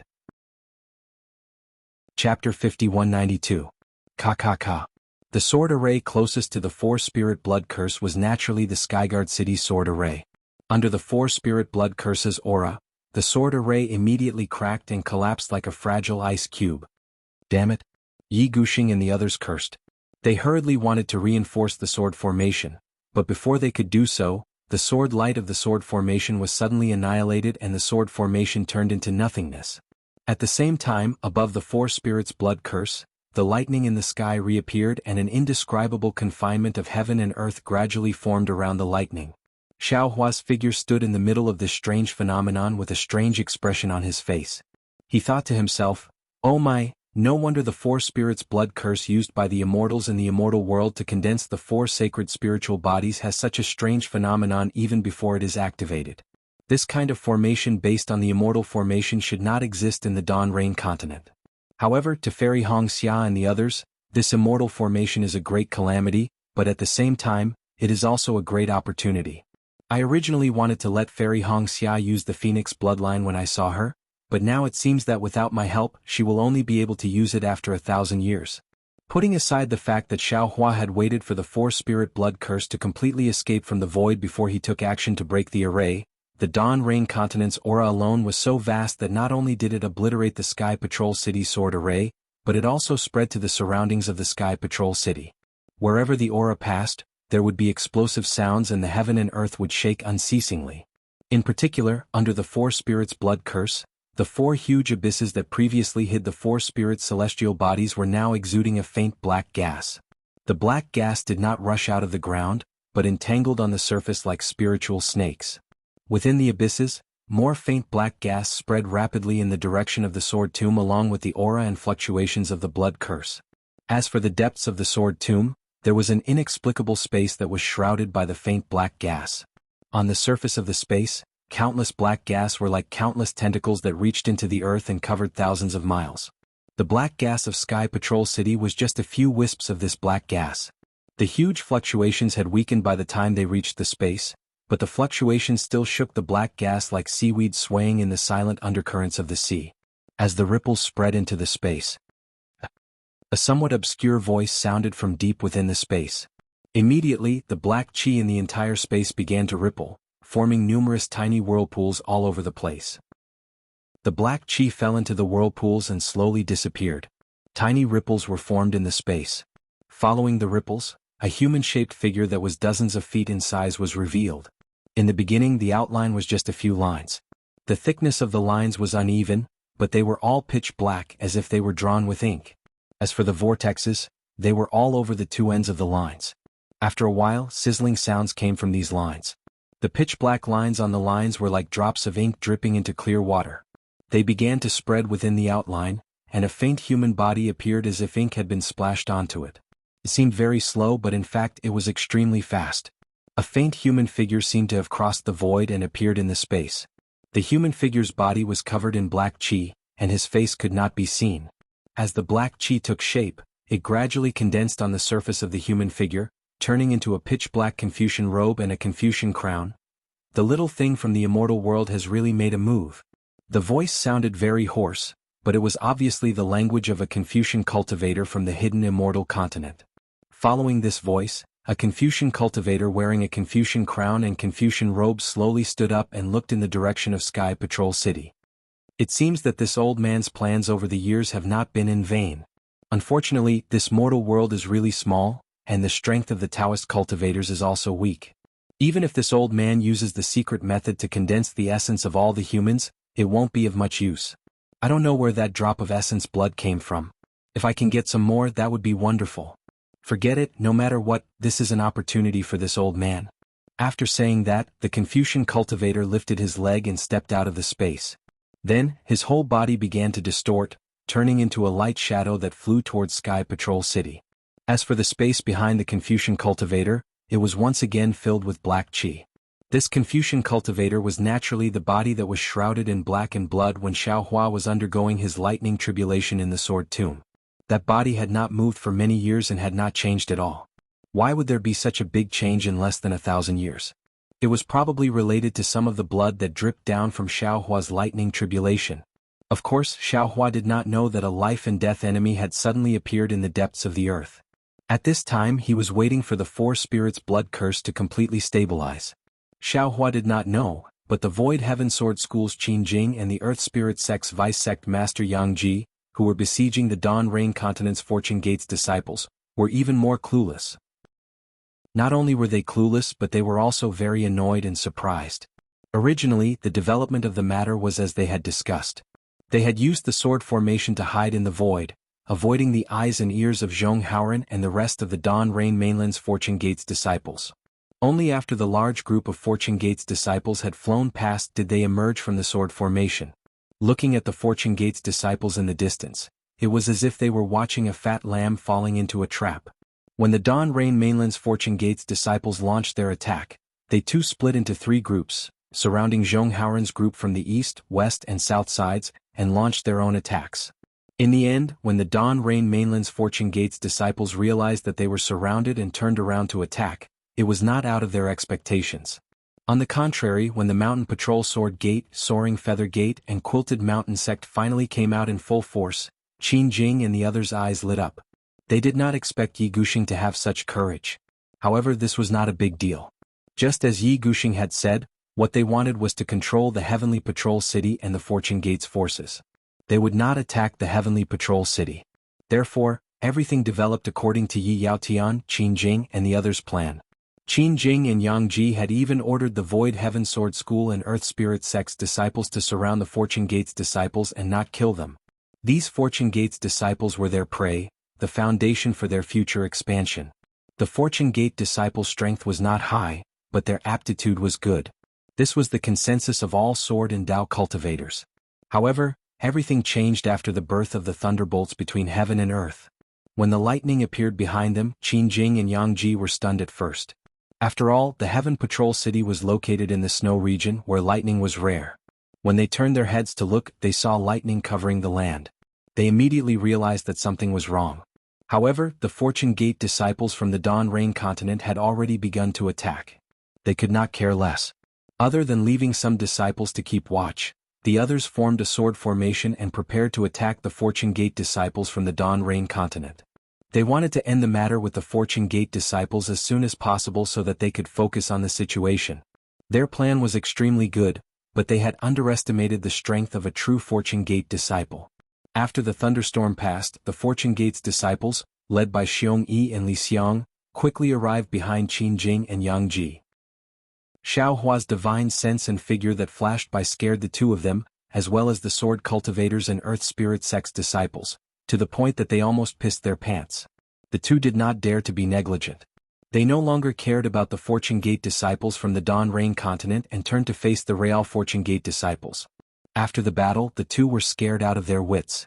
Although the Real Fortune Gate disciples did not appear to be many in number, each of them was equal to 10. Their formations were especially powerful. In just a short while, hundreds of sword cultivators had already fallen. Damn it! Qin Jing cursed as he blocked an attack from a nascent soul cultivator. Just as he was about to attack a Golden Core disciple who had revealed an opening, the Golden Core disciple's figure flickered and disappeared. Another Golden Core disciple faced Qin Jing. Although Qin Jing sent this Golden Core disciple flying, he did not succeed. He could not help but shout, "Who are you? How dare you surround my Void Heaven Sword School sword cultivators? I'm a Fortune Gate disciple." The nascent soul cultivator did not hide anything. As he spoke, he waved his hand and the space around Qin Jing was sealed. Qin Jing opened his mouth and a small sword shattered the seal. Qin Jing angrily said, "Were you sent by Zhong Haoren to make fun of us? How can there be a nascent soul master like you in the Fortune Gate?" Who would have thought that the nascent soul cultivator would completely ignore Qin Jing? His figure flickered and he flew several hundred feet away. He waved his hand and saved a Foundation Establishment disciple who was about to be killed by an Earth Spirit Sect disciple. Damn it! Seeing that the nascent soul cultivator had left without any hesitation, Qin Jing cursed angrily. Just as he was about to kill the other Golden Core disciple, a familiar sound of a sword rang out. Qin Jing hurriedly raised his head and looked over. Wasn't it Zhuo Ming of the High Wind Sword Sect and Zhuo Lingjian flying over from afar? Great! Qin Jing was overjoyed. However, before he could smile, Yuanya had already blocked in front of Zhuo Ming's head with his devil's spear. Clang! Without giving Zhuo Ming a chance to speak, Yuanya casually pointed his spear at Zhuo Ming's left arm that had transformed into a sword. In Qin Jing's eyes, Zhuo Ming seemed to be trying his best to dodge or even escape. However, no matter how hard Zhuo Ming tried, he couldn't dodge the spear. Pung! After the golden hum, there was a muffled sound. Qin Jing clearly saw that Zhuo Ming's left arm had exploded. Zhuo Ming's figure staggered as he tried to escape. However, he only flew a few hundred feet before Yuan Ye mysteriously blocked in front of his head. Yuan Ye's devil weapon was aimed at Zhuo Ming's forehead, forcing Zhuo Ming to not even dare to move. Vote for it, vote for it, vote for it, gift it, and thanks to Benbin, Xiaohua Dongfang Yushan, Honghua, Qin Fengliang, Wu Qing, Aluan, Jeshan, Li Xiao 777, Little Duan Demonic Flower, Jinren Xiao, Little Jianjian, Thebluski 1, Kai Gue Hun, Favorite Tanhua, Loyal Fan of Divine Cultivation, Guff 8547985, etc.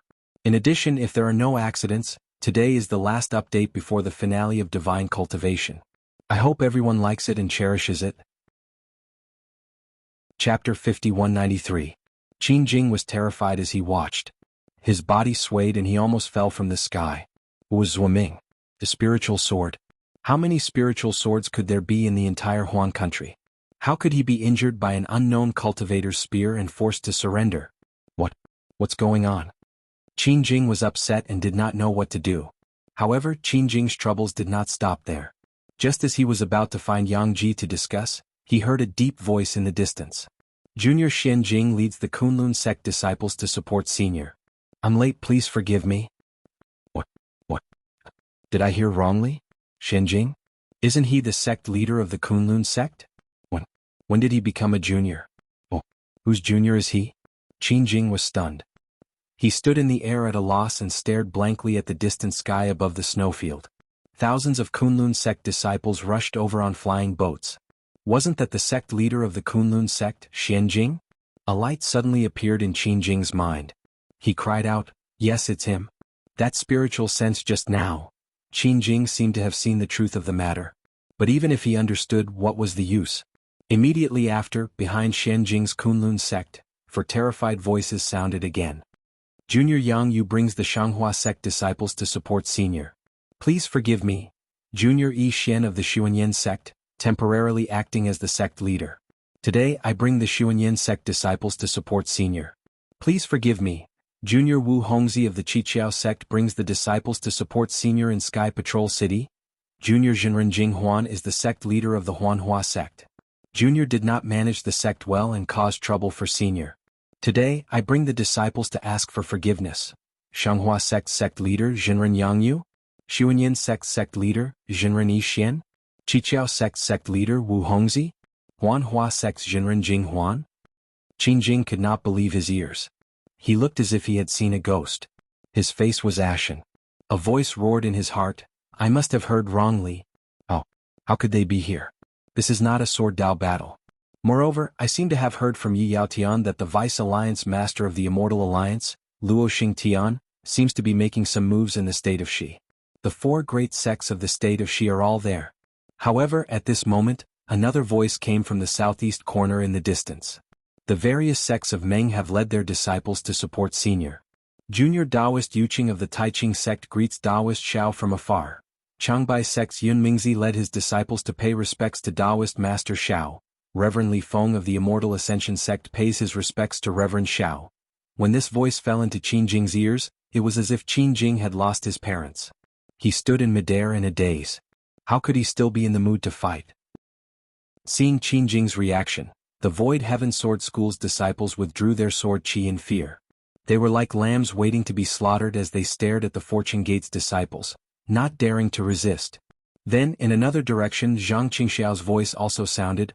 Zhang Qingxiao of the Heavenly Devil sect has led the disciples of the Heavenly Devil 13 sects to reinforce Taoist Master Xiao. Oh my God! The Heavenly Devil sect's disciples turned pale with fright. They cried out inwardly, why is sect chief Zhang also here? In the distance, Xiong Yi coldly snorted, you dare to scheme against my Fortune Gate's disciples. In this old man's opinion you should all be killed. However, my sect master is the most benevolent. He has already said that regardless of whether it is a sword Dao cultivator or a Dao cultivator, they are all human cultivators. As long as you surrender and join my Fortune Gate, you will be spared from death. Why don't you wait here and make your choice? As for the Heavenly Devil sect's disciples, wait here. We are willing to join the Fortune Gate. Before Xiong Yi could finish, a voice shouted. Then Qin Jing saw the surrounding disciples surrender one after another. A sword Dao battle? The Sky Patrol City's disciples naturally heard that the Shi country and Ming country's sect masters had led their disciples here. They were shocked and did not dare to be negligent. They abandoned the Fortune Gate's disciples and hurriedly retreated to the Sky Patrol City. The Dawn Rain Continent's Fortune Gate's disciples were the most confused. They had just escaped death and each of them was pleasantly surprised. Looking at the fleeing Sky Patrol City sword cultivators, the Void Heaven Sword School's disciples who had surrendered, and the unfamiliar Fortune Gate's disciples, they did not know what to do. Hee hee. Xiang Zhili looked at the Fortune Gate's disciples and laughed. Sect Master Zhong, it's time for you to come out. Sect Master Xiong and Sect Master Li won't have much time to pacify these disciples. Yes, Junior will listen to Senior's instructions. Zhong Haoran, Zhong Zhan and Fei Yunshu replied. Then Xiang Zhili led Zhong Haoran to the east side of the Sky Patrol City, Wu Qing led Zhong Zhan to the south side, and Cui Yingying led Fei Yunshu to the west side. The myriad Thunder Valley's three heroes had just started to move when they heard a thunderous rumble in the sky above the north side of the Sky Patrol City. A 1,000-meter-tall thunder avatar appeared in the bright sun. Xiaohua looked around like a thunder god and said in a loud voice, "Many thanks for coming to help. The battle between my Fortune Gate and the Sky Patrol City has come to an end. You don't need to get involved. After this Xiao has dealt with the matters here, there are some important matters to discuss with you. Please wait here for a moment." Xiaohua did not release his pressure, nor did he show off his divine ability, but this simple thunder avatar confirmed all the rumors on the Dawn Rain continent. The various sect masters were shocked and hurriedly issued the sect master's order. After ordering their disciples to stop, they bowed in unison and said, "Yes, Junior understands." After instructing the heads of the various sects, Xiaohua withdrew his Thunder Dharma body and once again entered the Four Spirits' blood curse. He looked at the blood formation that had already stabilized, took a deep breath, and formed a seal with his hands. A bright silver light appeared on his arms, and the celestial art that was similar to immortal emissary wens had been formed. Kacha. Before Xiaohua's first seal was formed, there were signs of thunder tribulation in the sky. The nearby cultivators' hearts trembled as if they saw the end of the world. Fellow Taoist. Feng Wu could not help but remind, "This array is very powerful, don't try to show off." Xiaohua narrowed his eyes and looked at Fairy Hongxia's sleeping eyebrows in the ice phoenix crystal. He did not answer but waved his hands together. Shua. Two phantoms appeared and the nearby void collapsed rapidly. Layers of bright silver light rushed towards the ice phoenix crystal like swimming fish. At this moment, under the Four Spirits' blood curse, a vague black shadow quietly emerged from an abyss. When he saw the dazzling silver light, he hurriedly retreated. When the black shadow condensed into the figure of a Confucian cultivator in the abyss, the Confucian cultivator secretly frowned again. My goodness, why did an immortal from the immortal realm suddenly appear on the Dawn Rain continent? My strength has not recovered yet, how can I be his opponent? Let's wait and see. Then the Confucian cultivator's body exploded again, turning into thousands of black gas that surged to the ground. Some fell under the Four Spirits' blood curse, some seeped into other places, but most of them happily pounced on the place where the previous battle took place, happily absorbing the blood qi and devouring the wandering souls. Xiaohua was fully focused on saving Fairy Hongxia and did not notice the abnormality of the black gas. When he saw the bright silver light of the immortal seal touching the ice phoenix crystal, Xiaohua raised his hand and was about to point at the sword gourd. But when he saw that his right arm had turned bright silver, he hurriedly shouted, "Fellow Taoist Feng Wu, quickly lend me a hand." "No problem." Feng Wu whispered, opened his mouth and spat out a mouthful of demonic qi into the sword gourd. The spirit-slaying vital light in the sword gourd shone brightly. Wong wong.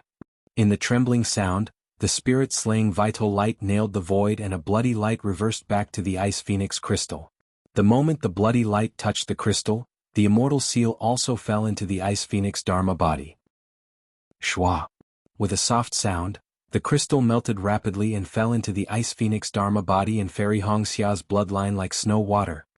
TSK. The Confucian cultivator's primordial spirit, hidden in the dark, could not help but make a sound as if he was extremely envious. This is the essence of thousands of bloodlines that have been purified by the Four Spirits' blood curse. This little girl seems to have the bloodline of the Phoenix clan and was originally an innate spirit body. After obtaining this bloodline, her blood qi and blood far surpassed that of ordinary people. If she had a secret technique to condense essence qi, Refining a few primordial spirit doppelgangers would be child's play. What a pity, Io? Suddenly, the Confucian cultivator's primordial spirit was even more shocked. Who is this immortal? He dares to use a forbidden technique? No, he is not an immortal, but a Taoist cultivator who is about to undergo a tribulation. My luck has come. The only thing that could shock the Confucian cultivator's primordial spirit was naturally Xiao Hua's soul technique. Seeing the essence of the bloodline fall into the Ice Phoenix Dharma body and Fairy Hongxia's body, the Ice Phoenix Dharma body turned blood red and became more transparent. Fairy Hongxia was also shrouded in a bloody mist. Xiao Hua pondered for a moment, then opened his mouth. Green seal text poured out, and with the chanting of ghosts and gods, thousands of wisps of dark green light fell into the Ice Phoenix Dharma body and Fairy Hongxia's bloodline. In the time it took to brew a cup of tea, the bloody mist around Fairy Hongxia's body entered her body. The Ice Phoenix Dharma body also gradually shrank, and finally entered Fairy Hongxia's bloodline.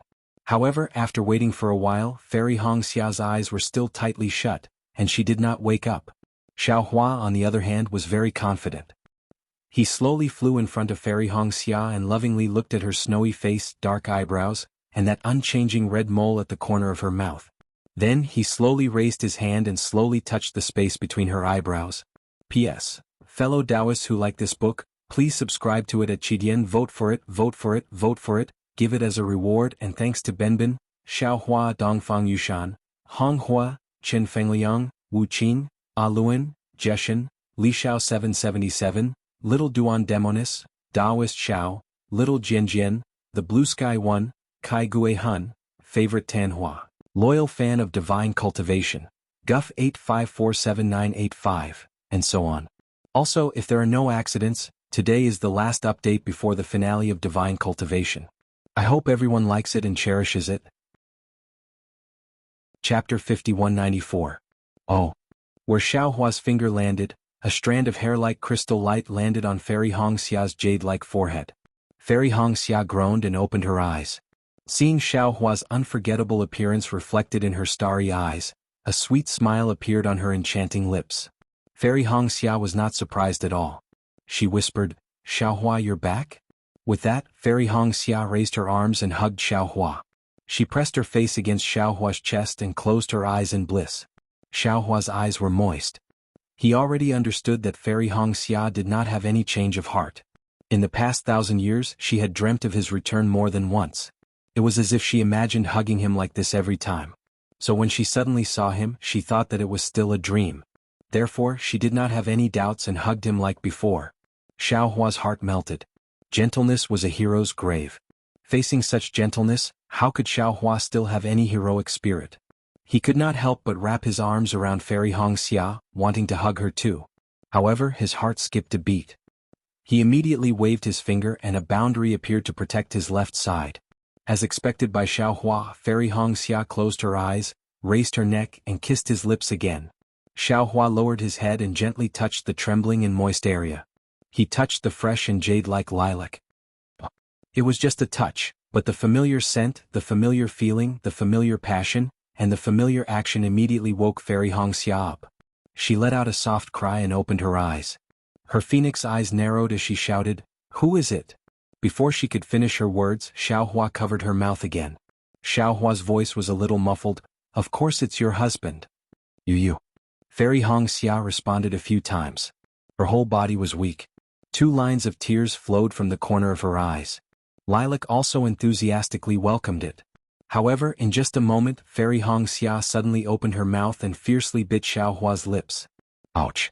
Xiao Hua might not be in pain, but he still pretended to cry out, "Why did you bite me? Damn it!" Fairy Hongxia fiercely pinched Xiao Hua's armpit again and asked, "For the past 700 years, where have you been hiding? Why can't I find you?" Xiao Hua was a little embarrassed. Just as he was about to speak, Fairy Hongxia suddenly burst into tears again. Woo-woo! She threw herself into Xiao Hua's arms and cried, "Xiao Hua, where the hell did you go? Do you know how much I missed you?" Don't cry, don't cry." Xiao Hua hugged Fairy Hongxia and stroked her long hair. Smelling the familiar scent, he said, "Isn't your husband back now? In the future we will never separate again." Woo-woo. Fairy Hongxia did not reply, she only cried in Xiao Hua's embrace. However, in just a moment, Fairy Hongxia suddenly came to her senses and hurriedly escaped from Xiaohua's embrace. She raised her head and looked around. Unfortunately, the space had already been sealed by Xiaohua. Other than the two of them, Fairy Hongxia could not see anyone else. Where did this come from? Fairy Hongxia was baffled. This concubine remembers that we seem to have fallen into Yi Shixiang's ambush? Yes, that's right. Xiaohua nodded. Previously, Yi Shixiang used you as bait to lure the Fortune Gate's disciples to Sky Patrol City. Furthermore, Yu Tong wanted to use your bloodline as the foundation to forge the four sacred spirit body. Then, Fairy Hongxia was even more puzzled and asked, what about them? What about Xiao Mao? What about my Kai family's disciples? Yu Tong and Yi Shixiang have already been killed by me. Xiao Hua said indifferently, the Kai family's disciples are also dead. Xiao Mao also fell into the four spirits' blood curse like you. At this time he also has an opportunity. However, he is more troublesome. I will save you first, then save him. Fairy Hongxia looked at her husband in disbelief and asked curiously, you can actually kill Yi Shixiang and Yu Tong? Yes. Xiaohua smiled, the current me is not the same as before. You will understand in a while. Fairy Hongxia smiled and pointed at Xiaohua's forehead, then this concubine will see what divine ability husband has to save Xiao Mao. Divine ability or not, I don't know. Xiaohua said seriously, this husband only knows that without my wife's kiss, this husband will not be able to test out any divine ability. Fairy Hongxia raised her neck and slanted her eyes at Xiaohua. Then she leaned over and lightly kissed Xiaohua's lips. It won't be too late to reward you after you save Xiao Mao. Yes, my wife, I will definitely do my best. Xiaohua smiled happily. With a wave of his hand he removed the barrier. Fairy Hongxia felt a flash in front of her and 3 huge crystals appeared. Moreover, Feng Wu and Huang Tong were beside them and even Yi Yin and the rest were in the distance. She could not help but be shocked. She exclaimed softly and her face turned red. However, without waiting for her to lower her head, Xiaohua held her soft hand and pointed at where Huang Tong was and said, take a look, who is that person? Fairy Hongxia was a little embarrassed and did not dare to look. In her hurry she did not see Li Zongbao and Kai Zhuoxia. At this moment, when she heard Xiaohua's words, she rebuked, since you are a cultivator that I know, why did you set up that barrier? This person can't wait for us to stay in there longer. Xiaohua said with a smile, take a look and you will know. Who is it? Fairy Hongxia raised her head and looked in that direction. She even said, why are you being so secretive? However, when Fairy Hongxia saw Kai Zhuoxia, she was stunned. She was even more shocked than when she saw Xiaohua. She hurriedly rubbed her eyes and opened them again. Indeed, the living Kai Zhuoxia flew over with tears streaming down her face. Go quickly. Xiaohua let go and said, that is really Kai Zhuoxia, but... Fairy Hongxia did not dare to believe that Kai Zhuoxia had come back to life. However, her innate kinship pushed her and she flew over without a care for anything else. Hongxia. The familiar voice and the face that was engraved in her memory caused Fairy Hongxia to cry again. Sister. The two sisters hugged each other and cried bitterly. Zhuoxia junior sister. Li Zongbao's voice sounded in their ears. Junior brother Xiao still has to save the others. Let's go to the side first. Kai Zhuoxia was already mentally prepared. At this moment, she choked with sobs as she pulled Fairy Hongxia's hand and followed Li Zongbao to Huang Tong's side. Fairy Hongxia naturally did not care about Xiaohua saving people. Instead, she held Kai Zhuoxia's warm hand and asked, Sister, I remember you, your body was already cold at that time. How could you still be alive? Could it be? Fairy Hongxia looked at Li Zongbao with some envy and said, Senior brother Li really found an elixir for you? How can there be any elixir in this world? Kai Zhuoxia stopped crying and replied, If not for your husband, even if Zongbao searched for another 1,000 or 10,000 years, I would not be able to live. Him? Xiaohua? Fairy Hongxia was stunned and asked curiously, how could he have such a divine ability? He is not the original Xiaohua. Kai Zhuoxia said meaningfully, he is now Daoist Xiao. The one and only Daoist Xiao in the world. Sister and Zongbao may not understand his divine ability, but you have to remember, Sister was really revived by him. That's not possible, right? Fairy Hongxia could not believe it and whispered to Kai Zhuoxia. If you don't believe me, look. Kai Zhuoxia looked into the distance and said, this kind of divine ability, who in the entire Dawn Rain continent can have it? At this moment, Xiao Hua was sending Huang Mingxiang's vermilion bird celestial body into his body. Then he raised his hand and a crystal light flashed from his finger and fell between Huang Mingxiang's eyebrows. Xiao Hua seemed to feel something and turned to look at Fairy Hongxia with a smile on his face. He nodded at Fairy Hongxia, telling her not to worry. Unexpectedly, just as Xiao Hua turned his face, Huang Mingxiang woke up. He was as enthusiastic and wild as he was at Tianmen Mountain. When Huang Mingxiang saw Xiao Hua, he said in ecstasy, "So it's big brother Xiao. Thank you so much, you saved me again." As she spoke, Huang Mingxiang stretched out her hand and hugged Xiao Hua's neck with her jade arms. Her red lips lightly raised as she kissed Xiao Hua's face.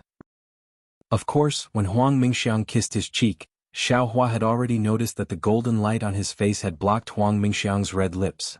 Unfortunately, Fairy Hongxia did not release her divine sense, so how could she tell? And Huang Mingxiang's words confirmed Fairy Hongxia's suspicions. How could she not know that the person in Huang Mingxiang's heart was Xiao Hua? And Xiao Hua and this Huang Mingxiang had something that she did not know about, happened. Of course I believe you. Fairy Hongxia's heart was filled with an indescribable feeling. She said faintly, "I saw it all." Seeing Fairy Hongxia's expression, Xiao Hua knew that things weren't going well. Golden light surged around his body as he slowly pushed Huang Mingxiang away. He said in a low voice, "Oh, my little grandaunt, can't you stop causing trouble?" Huang Mingxiang pouted and looked at Fairy Hongxia in the distance. "Brother Xiao, what trouble did I cause? I like you, is there anything wrong with that? Although Fairy Hongxia is your Dao companion, you did not hold a dual cultivation ceremony. I still have the possibility of becoming your Dao companion. Besides, even if you two become Dao companions, can't you have another Dao companion? P.S. Fellow Daoists who like this book, please subscribe to it at Qidian, vote for it, save it, tip it, thank you for all forms of support. Thanks to Benbin, Xiao Hua Dongfang Yushan, Hong Hua, Qin Fengliang, Wu Qing, Luan, Jeshen, Li Xiao 777, Little Duan Demonis, Daoist Xiao, Little Jianjian, The Blue Sky One, Kai Gue Hun, Favorite Tanhua, Loyal Fan of Divine Cultivation, Guff 8547985, etc. Also, if there are no accidents, today is the last update before the finale of Divine Cultivation. I hope everyone likes it and cherishes it. Chapter 5195. While speaking, Huang Mingxiang even winked at Xiao Hua with a, "You know what I mean." Look. Xiao Hua was extremely speechless. "Yo, that's right." Huang Mingxiang seemed to have thought of something and hurriedly said, "Previously the young master of the Yi family, Yi Shixiang, even proposed to Fairy Hongxia, and Fairy Hongxia almost agreed. If it was me, I would definitely not agree. Yi Shixiang and Yu Tong have already been killed by me." Xiao Hua said faintly, "There's no need to mention this again." Huang Mingxiang was shocked and hurriedly said, "You actually killed them all? My goodness, Brother Xiao, you're actually so powerful now. I'm so happy. Brother Xiao, you're my great hero, I'll only marry you in this life." Xiao Hua was really helpless when he heard this. He was extremely regretful now. He wanted to set up a restriction to block Huang Mingxiang's words and everything that happened. However, he also understood that doing this now was just drawing legs on a snake. If Fairy Hongxia knew about this, it would only add to her troubles. Xiao Hua looked at Fairy Hongxia in the distance and a bitter smile appeared on his face, hoping that Fairy Hongxia could see it. Unfortunately, Fairy Hongxia's mouth twitched and turned to whisper to Kai Zhuoxia as if she couldn't see him. She was obviously angry. "Huang Mingxiang." Xiao Hua turned to Huang Mingxiang and said, "I'll tell you again. Brother Xiao, what do you want to say? Just say it, I'm listening." Huang Mingxiang supported his cheeks with both hands and looked at Xiao Hua with watery eyes filled with worship and infatuation. He muttered as if he was sleepwalking. Xiao Hua opened his mouth and simply waved his hand. "Forget it, I won't say anything. I think you already know what I want to say." And then, Huang Mingxiang nodded his head like a chick pecking rice and replied, "Don't worry, Brother Xiao, I'll listen to you. I won't say anything else and will just watch you quietly from the side. Go. Xiao Hua waved his hand and sent Huang Mingxiang to Feng Wu's side. "Just don't cause trouble for I."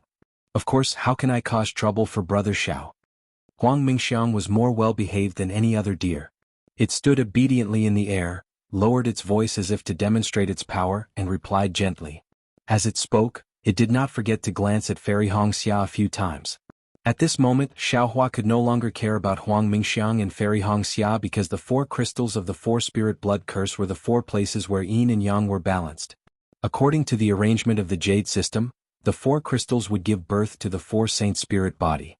Right now, Xiaohua's reversal of the 4 saint spiritual bodies was equivalent to reversing the universe. The difficulty was not ordinary. Previously, Xiaohua had used the spirit extermination vital light to freeze the 4 spirits' blood curse. More importantly, he had temporarily maintained the yin-yang formation formed by the 4 crystals, ensuring that Fairy Hongxia, Huang Mingxiang, and Xiao Mao would not be harmed.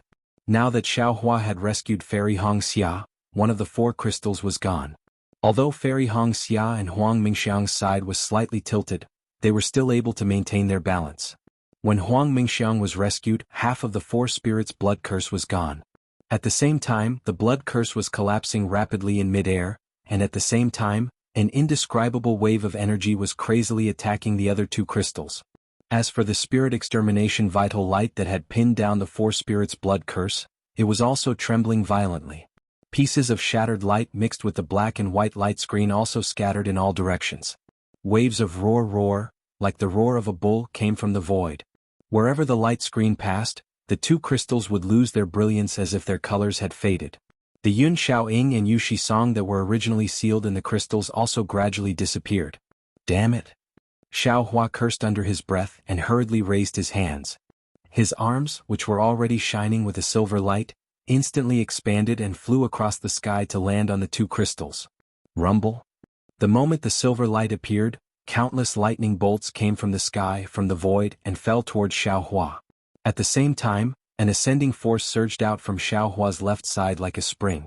Not only that, an unparalleled aura that was similar to an oppressive pressure was emitted from Xiaohua's body, rushing in all directions like a tidal wave. Whether it was Fairy Hongxia, Huang Mingxiang, or the rest, they were unable to stand firm in the face of this aura. Their bodies trembled and fear appeared in their eyes. Go! Huang Tong and Feng Wu looked at each other, and Xiaohua's roar came from the bottom of their hearts. The 2 clones did not dare to delay, and with a wave of their sharp claws, they brought everyone to fly into the distance. Although they flew quickly, they were still not as fast as the immortal spiritual aura. Fairy Hongxia and the rest were like mortals drowning in a river, surrounded by terror. If Fairy Hongxia and the rest were like this, how could the Fortune Gate disciples, Sky Patrol City Sword Cultivators, and the disciples of the Cultivation World's 3 great paths be any better? One by one, they could not even summon their true qi and true essence, and fell onto the snowy plains, looking at the godlike Xiaohua in horror. Pooh! Xiaohua controlled the 2 crystals, opened his mouth, and sent a mouthful of true qi into the sword gourd. Woo-woo! The sword gourd let out a trembling sound, and the spirit execution vital light shone brightly. Ka-ka-ka! Waves of cracking sounds came from the void, as if the place where the spirit execution vital light was targeting was unable to support the collapsing 4 spirits' blood curse. Looking at the other side of the collapsing 4 spirits' blood curse, cracks as thick as a child's arm appeared along with the lightning bolts. Right at this moment, seeing the yin side of the 4 spirits' blood curse being annihilated, Xiaohua clenched his teeth and secretly shouted in his heart. Borrowing the ascending force of the nearby void, he waved his right hand. Rumble. A huge rumbling sound was produced from the silver tiger crystal. Under Xiaohua's strength, the huge crystal trembled and moved. With Xiaohua's current divine ability, not to mention a crystal, even if it was a mountain, if Xiaohua wanted to move it, he could do it with a wave of his arm.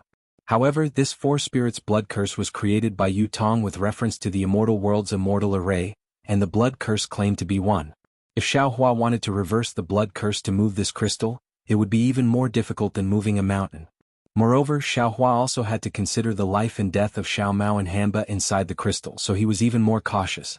Seeing that the crystal had only moved a few zhang, its speed began to slow down again. The 2 crystals produced a suction force, and the other side of the collapsing 4 spirits blood curse gave birth to a strong pushing force, preventing the crystal from moving. Damn it!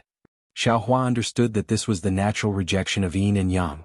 If he wanted to reverse yin and yang, he had to take out a divine ability that surpassed the laws of this realm.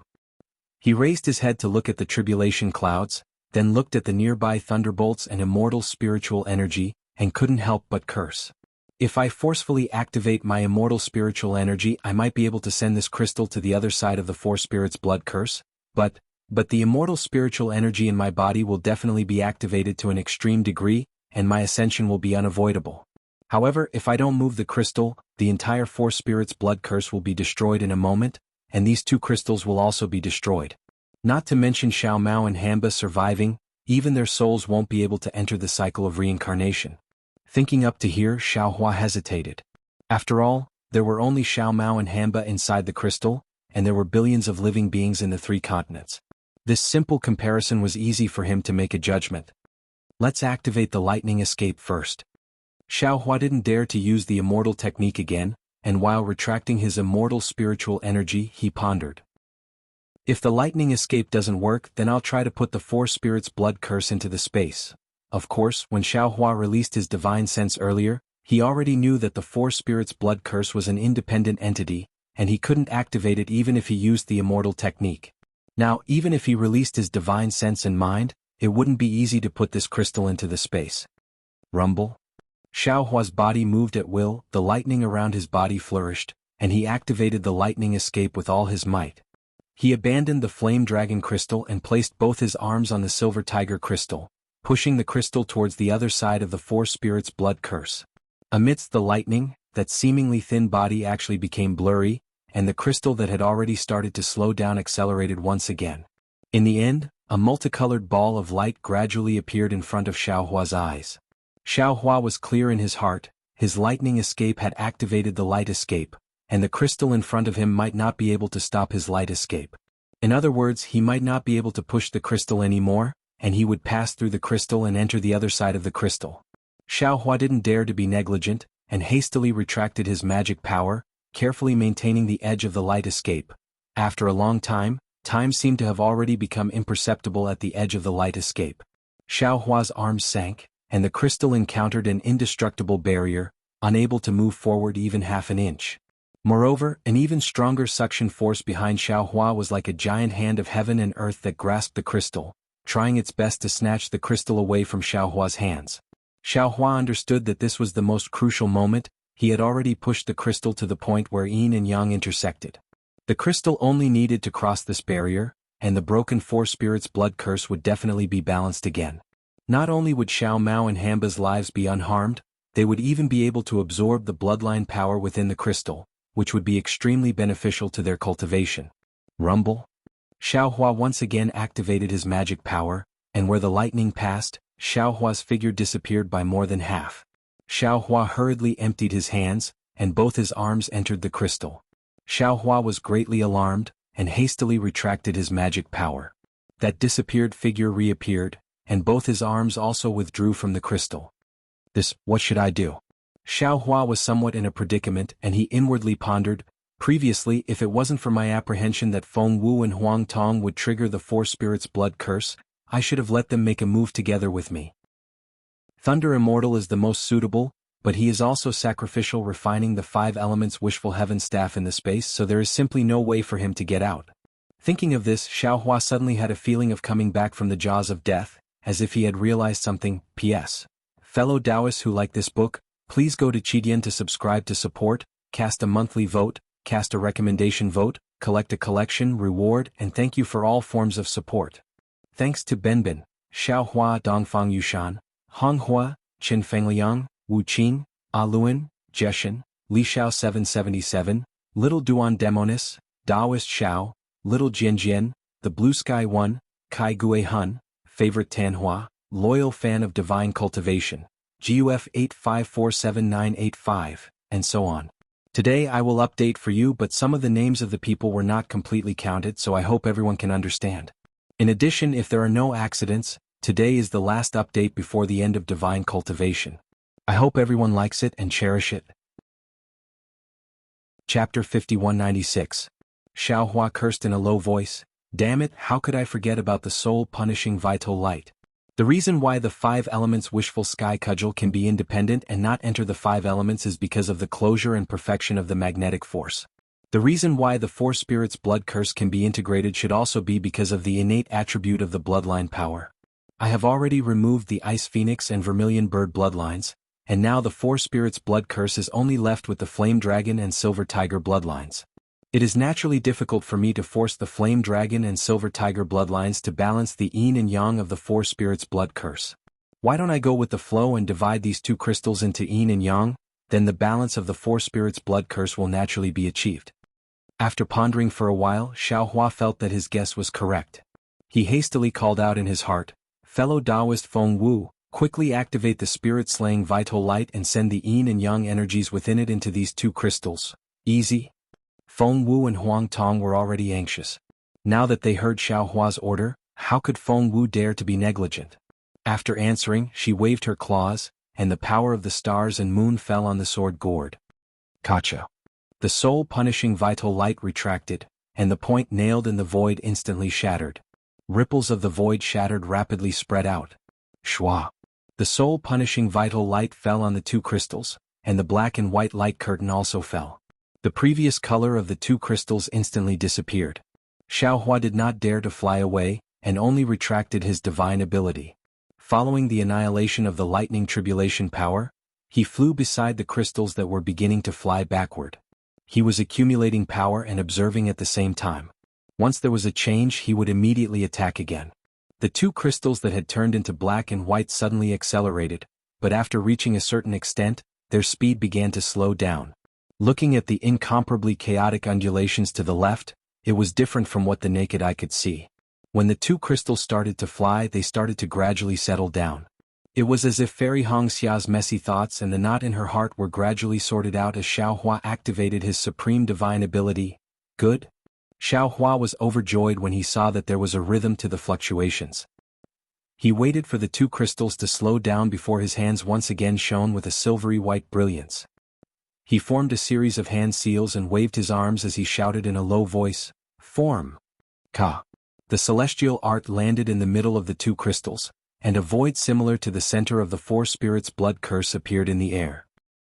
The two light curtains above the crystals fell into the void along with the celestial art, and the two huge crystals suddenly stopped in the air. An immortal formation called the Two Spirits blood curse was slowly forming. Huff. Xiaohua let out a long breath and jumped out of the formation. He stood in midair and cupped his hands towards Feng Wu. "Thank you for your trouble, fellow Taoist." However, Feng Wu shook his head and said, "Fellow Taoist, don't relax. This blood curse formation is only temporarily stable. If it loses the yin and yang energy of the spirit extermination light, these two crystals will still collapse." Xiaohua smiled and said, "Fellow Taoist, don't worry. When I was reversing the Four Spirits blood curse, I was trying. Now that it has temporarily become yin and yang, and the attribute of one of the crystals has changed, and there is no life inside, I don't have to worry too much. I just need to follow the method of the Four Spirits blood curse and make some changes inside." Huang Tong said with some disdain, "Fellow Taoist, you are too careful. In I's opinion, as long as fellow Taoist comes out and uses his 10,000 extinguishing heavenly dipper, he would have already destroyed this lifeless crystal." Just as Huang Tong finished speaking, the two crystals indeed shook again, and the void that had just formed in the middle strangely disappeared. Xiaohua looked at the void that had collapsed again, but the nature of the collapse was completely different from before. He narrowed his eyes and said, "I already know from Yu Tong's memories that Xiao Mao, although he did some things that went against his conscience, he did not owe Fairy Hongxia and I anything. He even sacrificed himself to save Fairy Hongxia, so I cannot do anything that will harm Xiao Mao's life." Not only do you want to save Xiao Mao, you also want to give the blood essence of these tens of thousands of human cultivators to him, right? Huang Tong asked in her heart with some displeasure. "Don't forget, what you want to do is more important than saving Xiao Mao." If I don't save one person, how can I save the world?" Xiaohua laughed loudly, and his hand formed the celestial spell again. This celestial spell was exactly the same as Yu Tong's. As the celestial spell entered the silver tiger crystal, the crystal began to shake, and rhythmic waves came from all parts of the crystal. Wherever the waves came from, the crystal would turn into crystal grains, and the grains would turn into blood-red crystal dots, and the surface of these blood-red dots would turn black. Go! The last celestial spell was sent out. This celestial spell did not land on the crystal dots, nor did it land on Xiaohua himself, but on the fire dragon crystal. As the celestial spell landed on the fire dragon crystal, thousands of whirlpools appeared on the surface of the fire dragon crystal. The whirlpools originally had a white light screen, but now the light screen condensed into rays of white light that shot into the sky, landing on the thousands of blood-red dots. The moment the black and white lights touched, the blood-red dots gave off a blinding light that rushed into the whirlpool of the fire dragon crystal. Who? Suddenly Xiaohua's expression changed and he looked at the ground. He let out a low roar, and his body flew down because he could clearly see that the blood-red dots did not fall into the white light, but instead left the light screen and landed on the ground. Ha ha. A slightly hoarse voice laughed and said, as expected of a human Grand Ascension stage cultivator, you know how to reverse the four-spirit blood curse. However, even if you help the cultivator inside the blood crystal, so what? In the end, aren't you still a sacrifice for this old man? This voice appeared abruptly and disappeared quickly.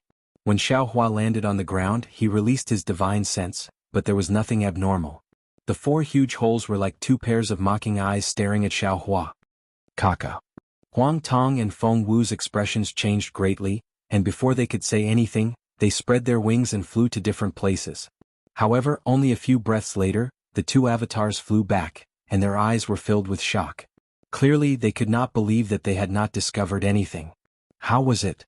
Feng Wu was not as calm as Huang Tong, and seeing Xiaohua fly out of the abyss with a pale face, she hurriedly asked, "Did you find anything?" Xiaohua narrowed his eyes, shook his head slightly and said, "I didn't find anything. In addition to some faint demonic qi, there seems to be some sword qi and more bloodline qi formed by the four-spirit blood curse. What a pity." Feng Wu looked up at the spirit-slaying vital light that was still nailing the silver tiger crystal, and said, "If there was the spirit-slaying vital light, we might have killed that guy." Huang Tong shook her head and said, "Not necessarily." Boom.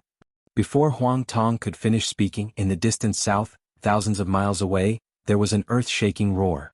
The sound had weakened a lot by the time it reached here, but the strange fluctuation did not weaken because of the distance. The fluctuation swept across the Sky Patrol City, and a fierce wind was stirred up.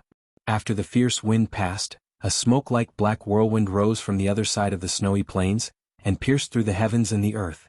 Xiaohua did not hesitate at all, and his body flashed. He was about to teleport over, but just as he flew out, his body appeared again. He pointed at Fairy Hongxia and shouted to Yuanya in the distance, "Ya, quickly come over and protect Fairy Hongxia." Yuanya shattered Zhuoming's left arm, but did not immediately take Zhuoming's life. He originally wanted to capture Zhuoming and bring him to Xiaohua, but when he saw Xiaohua use his great powers to break the four-spirit blood curse, he stopped in midair. Now that there was a change and Xiaohua's expression changed, how could he not know the urgency of the matter? He agreed, and without asking who Fairy Hongxia was, he left Zhuoming, and flew in the direction Xiaohua pointed at. Seeing that Yuanya had left, Xiaohua was about to fly, but he was still worried. After thinking for a while, he pulled the black bear spirit out of the space. Without waiting for the black bear spirit to bow, he ordered, "Black bear, quickly follow Yuanya, and help me protect Fairy Hongxia. Oh, and Zhang Qingxiao and the others, Yuanya knows them." Yes. The black bear spirit did not dare to delay, and hurriedly followed Yuanya. To Xiaohua, several thousand kilometers was nothing more than the blink of an eye. However, before he could break free from his teleportation, boom, boom, boom, another series of explosions rang out from the east, west, and north. The entire earth shook violently, and several layers of ripples appeared along with several streaks of black qi that soared into the sky, enveloping the snowy plains within several tens of thousands of kilometers. Under the impact of the waves, Xiaohua's body was forced out of the void. Xiaohua escaped from the void, and at a glance, he saw a pillar of black gas not far away. At this time, the black gas had begun to spread wildly in all directions, but Xiaohua could see clearly that in the middle of the black gas, there was a pillar of punishment that was larger than a mountain. Waves of noble qi forcibly tore through the void and rushed into it. An aura that was more majestic than the aura of imperial power gradually emanated from the pillar of punishment. An indescribable bright yellow color turned into threads of light that condensed within the black gas. This is a defensive formation? Xiaohua looked at the pillar of punishment in disbelief, and then looked at the pervading black gas, and could not help but cry out in surprise. The black gas was different from ordinary demonic gas, and did not have too much blood stains. Instead, as the noble qi rushed in, it formed a bright yellow color. This bright yellow color had just begun to take shape, and it was hard to see what it looked like. P.S. Fellow Taoists who like this book, please go to Qidian to subscribe to support, vote for a monthly vote, vote for a recommendation vote, bookmark, gift, and thank you for all forms of support. Thanks to Benbin. Xiaohua Dongfang Yushan, Honghua, Qin Fengliang, Wu Qin, Aluan, Jeshan, Li Xiao 777, Little Duan Demonis, Daoist Xiao, Little Jian, The Blue Sky One, Kai Gue Hun, Favorite Tanhua, Loyal Fan of Divine Cultivation, Guff 8547985, and so on. Also, if there are no accidents, today is the last update before the finale of Divine Cultivation. I hope everyone likes it and cherish it. Chapter 5197. Huang Tong and Feng Wu, who were close to Xiaohua, also came to their senses. Feng Wu exclaimed, "That's right. What that voice just said is the language of the hidden immortal continent's Confucian cultivators. It's different from the Dawn Rain continent. The book Immortal who turned into a demon?" Xiaohua suddenly thought of something. An incredible idea came from the bottom of his heart. He cried out involuntarily, "Could it be that the Heavenly Court's book Immortal who injured Su Ji and Fairy Xingyu actually fell on the Dawn Rain continent? It can't be so coincidental, right?" Feng Wu couldn't help but groan. Huang Tong, on the other hand, recovered from the shock and said lightly, "So impossible? Su Ji, Fairy Xingyu, and the book Immortal encountered a starburst and fell into the mortal world. Su Ji and Fairy Xingyu were banished to the three continents. The three continents and the Dawn Rain continent are one, so it's normal for the book Immortal to fall on the Dawn Rain continent." But Xiaohua still wanted to say something, but when the words reached his mouth, he swallowed them back down. Facts spoke louder than words. Who else could have the strength to not be detected by his divine ability and be able to set up such a defensive formation other than the book Immortal that Su Ji spoke of? Asterisk boom boom boom. Asterisk at that moment there were still rumbling sounds coming from the distance. Pillars of punishment that could not be seen with the naked eye appeared in the black smoke and sealed off the world. The bright yellow pillars that could not be seen clearly before had now taken shape. They were torture tools that looked like axes. These torture tools were strung together like chains with inscriptions. They moved horizontally and vertically, slowly sealing off the sky and the earth. The array is about to be sealed. Huang Tong's eyes flashed with a green light and she whispered, "If we rush out now we may have a chance to escape." Feng Wu sneered, "Do you think this is an ordinary array? This is the Immortal Defense Array set up by the Heavenly Court's book Immortal." "That's right." Xiaohua withdrew his gaze from the pillars and the chains and nodded. "This is the book Immortal that even Su Ji and Fairy Xingyu couldn't resist. Even if he was injured, the Immortal Defense Array he set up is not something we can break through at will. Moreover, even if we can break through, can we leave now?" "AI." Feng Wu sighed heavily. His phoenix eyes looked into the distance, at the dense crowd of Fortune Gate's disciples, as well as many sect chiefs and disciples from the three major cultivation countries. He knew very well that Xiaohua would not abandon these humans and leave. The problem is, Huang Tong was confused. Since the book Immortal had already set up the Immortal Defense Array, why did he wait until now to activate it? Why did he set up the Immortal Defense Array here? Xiaohua was in a hurry earlier and didn't have time to transmit the Jade Talisman's memories to Huang Tong and Feng Wu. Now that he heard Huang Tong's words, he transmitted everything he knew to them. Huang Tong instantly understood. He looked at the black gas and then at the crowd. He smiled bitterly and said, "So it's for the blood sacrifice. Not bad." Xiaohua nodded and said, "The book Immortal was discovered by Fairy Xingyu because of the blood sacrifice. Now she has set up the Immortal Defense Array for the blood sacrifice. Don't forget that Sky Patrol City is where the Sword Principle battle will take place. I also participated in the last Sword Principle battle, and I don't know how many human cultivators died near Sky Patrol City. This book Immortal must have set up the Immortal Defense Array to wait for the next Sword Principle battle, waiting for more blood and wandering souls." Huang Tong continued, but what he didn't expect was that before the Sword Principle battle, the Fortune Gate's disciples besieged Sky Patrol City. Then the Huan country's three sword sects and the Heavenly Demon sect's three sects came. The Fortune Gate's disciples from the three major continents came. The sect chiefs of the three major cultivation countries also came with their disciples. A battle comparable to the Sword Principle battle almost broke out. Not to mention before the battle, there was still an immortal formation to condense the four sacred spirit bodies. In that case, Xiaohua thought for a moment, took out the Kunlun mirror, and handed it to Feng Wu. "I'll have to trouble you to take my Fortune Gate's disciples and the other sect's disciples into the Kunlun Wonderland." "No problem." Feng Wu did not dare to delay. She took the Kunlun mirror and agreed. She spread her wings and tore through the void to fly back. But just as she tore through the void, boom boom boom, chains of Xing Ming rushed out and blocked Feng Wu's demonic body. The chains landed on Feng Wu's demonic body and made a roaring sound. Although the chains broke when Feng Wu flapped her wings and the axe-like Xing Ming was annihilated, the heavy chains had already sealed the void, and Feng Wu was unable to use the space escape technique. Damn it! Xiao Hua cursed under his breath and hurriedly used the thunder escape technique to fly back. Although Feng Wu and Huang Tong followed behind him, Xiao Hua could clearly feel that the space was gradually being confined by the immortal defense array. Ha ha ha. Before Xiao Hua could fly back to Sky Patrol City, he heard the laughter from before in the surrounding sky again. Dao Cultivator, you don't have to struggle anymore. When you discovered my tracks, my great array had already been activated. Not to mention you, even a banished immortal would not be able to escape from this great array. Hearing that the great array had already been completed, Xiao Hua felt more at ease. He looked coldly at the sky and asked, 81 punishment pillars of Confucian cultivators. What kind of immortal defense array is this? A surprised sound came from the sky. The book immortal who was dressed in pitch-black Confucian robes from before revealed his distorted figure in the void. He looked at Xiao Hua in disbelief and said, You can see the punishment pillars?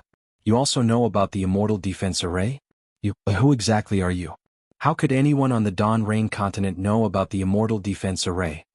Xiao Hua stopped, but Huang Tong and Feng Wu continued to fly forward. Xiao Hua said lightly, You don't know, but that doesn't mean that no one knows. You're just a Confucian cultivator, just a immortal defense array, just a book immortal of the heavenly court. What's so great about that? Who exactly are you? The book immortal was obviously attracted by Xiao Hua's words. He ignored the departing Huang Tong and Feng Wu. His huge figure distorted and actually landed in front of Xiao Hua. His voice trembled as he asked. Seeing that the book immortal was a little absent-minded, Xiao Hua did not say anything and raised his hand. Shua. A golden light appeared and 2 golden dragons flew out. The dragons immediately imprisoned the space where the book immortal was. Moreover, before the book immortal could use any magic, the dragon's tails swung and tore through the void, landing on the book immortal's body. Wherever the dragon tails passed, not only were the punishment pillars that were tens of miles away from the 2 dragons cut in half, even the huge book immortal's figure was chopped down. Seeing that the book immortal's figure was chopped down, the black shadows were annihilated and turned into a vast chi. Xiao Hua's heart was anxious. His figure shook and he disappeared from the spot. Roar. Sure enough, just as Xiao Hua's figure moved away, an angry roar came from another place. Then a thick punishment pillar appeared out of nowhere like a python dragon and rolled towards Xiao Hua's previous location. Although this punishment pillar was not as fast as the soaring dragon scissors, its momentum was more powerful. It covered hundreds of miles. Although Xiao Hua had already flown more than 10 miles away, he was still caught by the punishment pillar. Seeing that the axe that could destroy mountains was falling, Xiao Hua sneered. Golden light shone from his body and his transcendence golden body was displayed. A hurricane of heaven and earth spiritual chi was squeezed out from the void. In a moment, it became hundreds of feet large. Boom. Xiao Hua threw a punch, but in the roar, the punishment pillar was actually broken and shattered by his punch. This. The book immortal exclaimed in surprise. His figure stepped out from the void on the other side of the punishment pillar. It was as if he was walking up a high slope. With every step, the book immortal's figure would grow by 3 times. When he was in front of Xiao Hua, he had already turned into a sub-body that was twice as tall as Xiao Hua. Xiao Hua was naturally not to be outdone. His figure shook and his golden body expanded again. It was at least 10,000 feet. Great success. The book immortal's eyes were like lightning at this time. He looked at Xiao Hua and said, Who are you? How do you know the secret of my heavenly court? Xiao Hua smiled and said, At this time, what are you still doubting? The most impossible thing in your heart, isn't it the truth? Impossible. The book immortal shook his head and said, This old man has already investigated the Dawn Rain continent. There is no immortal in this mortal world. However, just as the book immortal said this, he laughed involuntarily. He raised his hand and pointed at Xiao Hua and said with a smile, This old man understands. You are not a cultivator of the Dawn Rain continent. You are from other realms. Unfortunately, before he finished speaking, the book immortal's face suddenly showed surprise. He raised his eyes and looked into the distance. He said curiously, Kunlun Mirror? You actually have the ancient magic weapon Kunlun Mirror? After he finished speaking, the Book Immortal's body glowed with a faint golden light. As the golden light appeared, countless noble spirit flew out of the void and entered his body. As the noble spirit poured in, the Book Immortal's original Confucian robe slowly changed, revealing an armor. Moreover, the Xingming chain that was swimming around the two of them also made a metallic sound. The Book Immortal growled and said with a somewhat ferocious expression, "Your Taoist cultivation has reached the Mahayana level. You want to save people in my torture array? You're too naive, aren't you?" While speaking, the Book Immortal waved his fists. His body was like lightning and his fists were like stars, smashing toward Xiaohua. Seeing the Book Immortal's body swaying like a mountain whistling and the sky collapsing, Xiaohua's blood gushed out from the bottom of his heart. He also waved his fists and met the Book Immortal's attack. He said loudly, "Okay, I will see how powerful the Book Immortal of the Heavenly Court is. P.S. Fellow Taoists who like this book, please go to Qidian to subscribe to support, vote for a monthly vote, vote for a recommendation vote, bookmark, reward, and thank you for all kinds of support.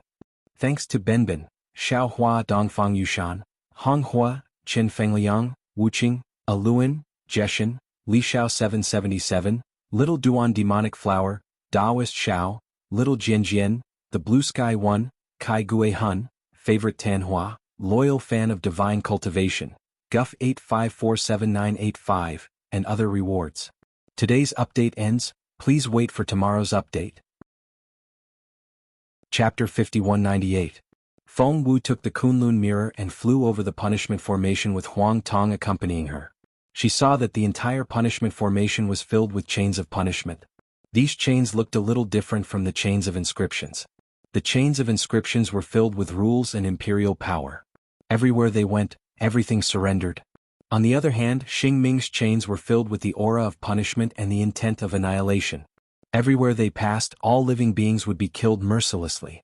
Huang Tong and Feng Wu flew in and felt a great obstruction, making it difficult for them to use their divine abilities.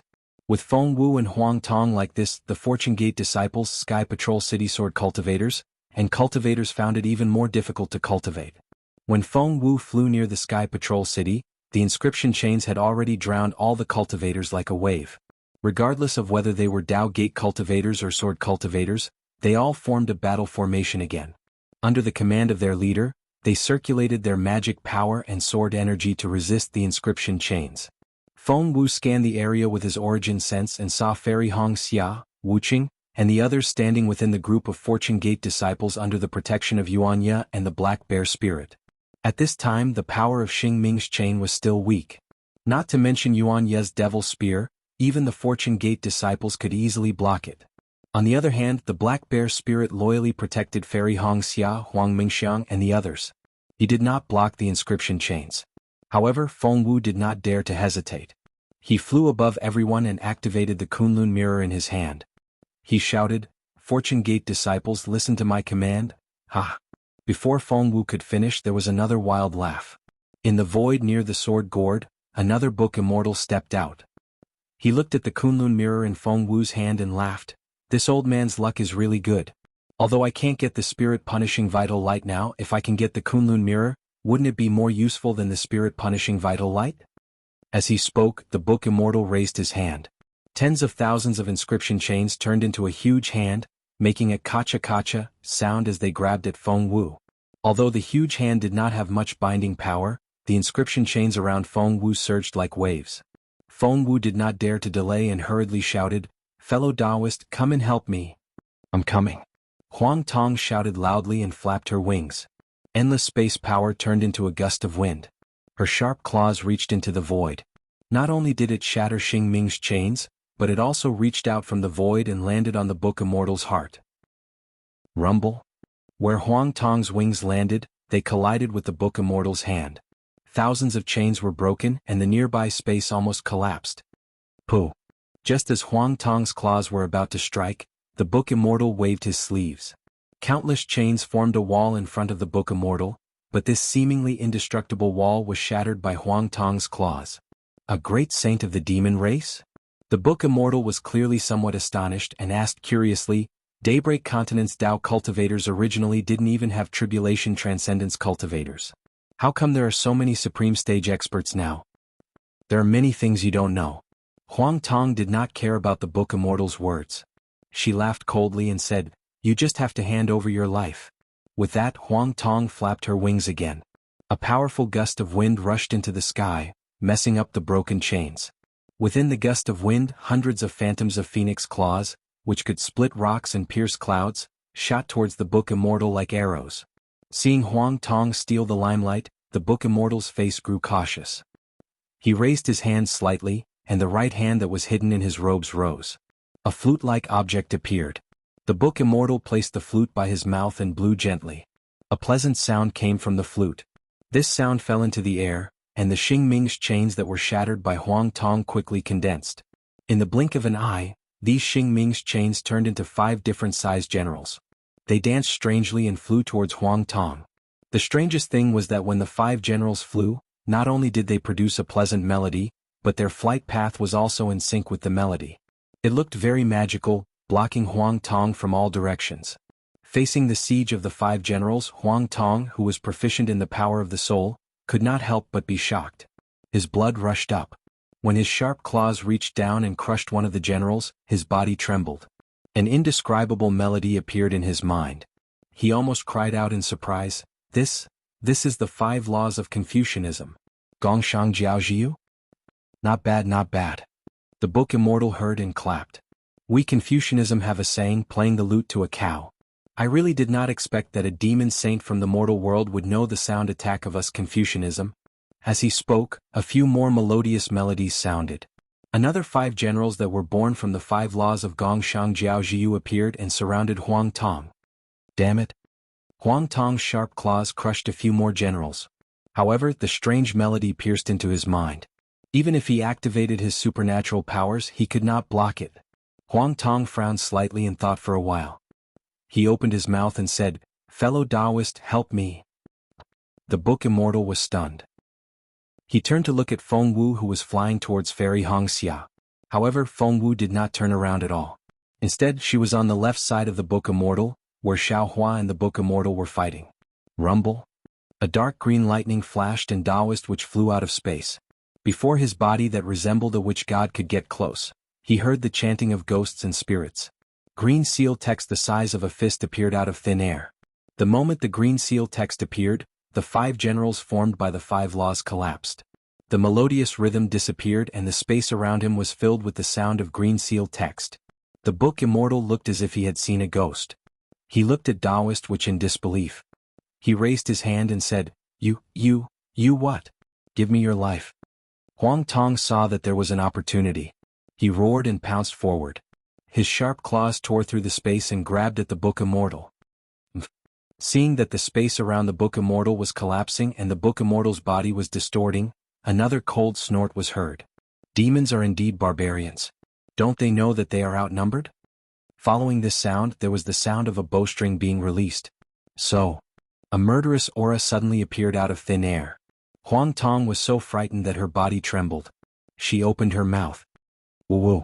Dozens of demonic auras spewed out and condensed into clouds. Then a black arrow flew out with a dark light. Within the dark light, there was a dark yellow inscription on the armor. Puff puff puff. The flying arrow pierced through several demonic clouds. Every time it pierced through a demonic cloud, some of the dark yellow flames would be extinguished. In the end, the flying arrow was weakened, and the dark yellow inscriptions on the armor had completely disappeared. Jia. Huang Tong laughed coldly. Just as he was about to speak, the inscriptions on the arrow disappeared and revealed the color of a white bone. At the same time, there was the roar of a wandering soul. The bone arrow pierced through the air again. Huang Tong was shocked. He quickly shouted, "Damn it, I forgot that you are a demonic Book Immortal." Seeing the bone arrow close in, Huang Tong quickly opened her mouth and spat out a mouthful of demonic energy. This demonic energy was different from before. When it landed on the bone arrow, it was like boiling water had been poured onto snow. Shwa. The screams of the wandering souls immediately disappeared and the power of the bone arrow disappeared. It flew a few dozen feet before turning into pieces of Xing Ming's chain and falling into the air. You don't cultivate the power of the moon and the stars? Along with this strange voice, another Book Immortal appeared from the void at the place where the arrow was shot out from. However, this Book Immortal was dressed differently from the other Book Immortals. He wore an archery outfit with a quiver at his waist and a bow in his hand. This book immortal looked at Huang Tong in disbelief. 6 arts.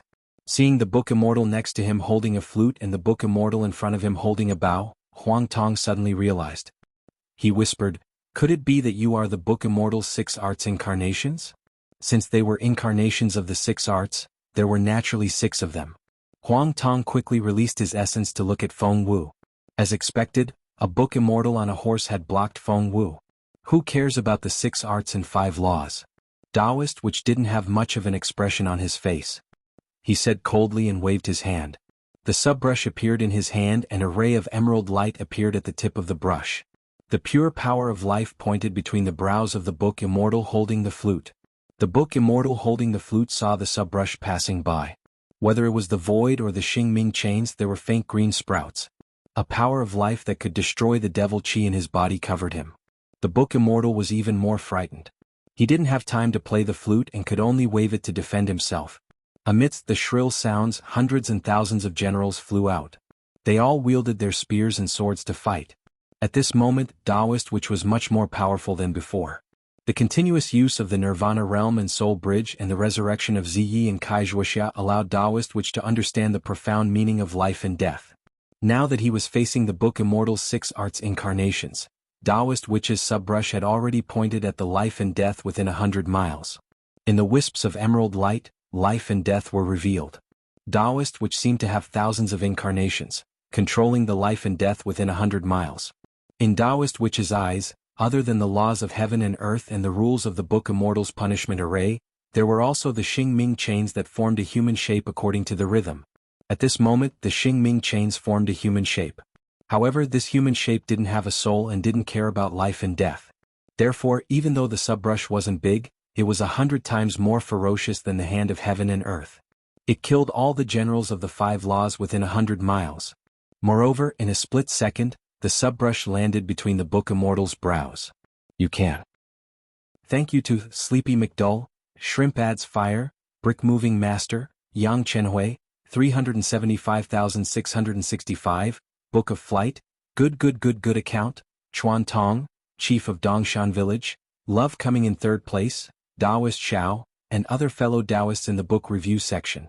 There are always some omissions, please forgive me. Chapter 5199. Pa. A faint green light appeared on the book immortal's forehead. Then an indescribable horror appeared in the book immortal's eyes.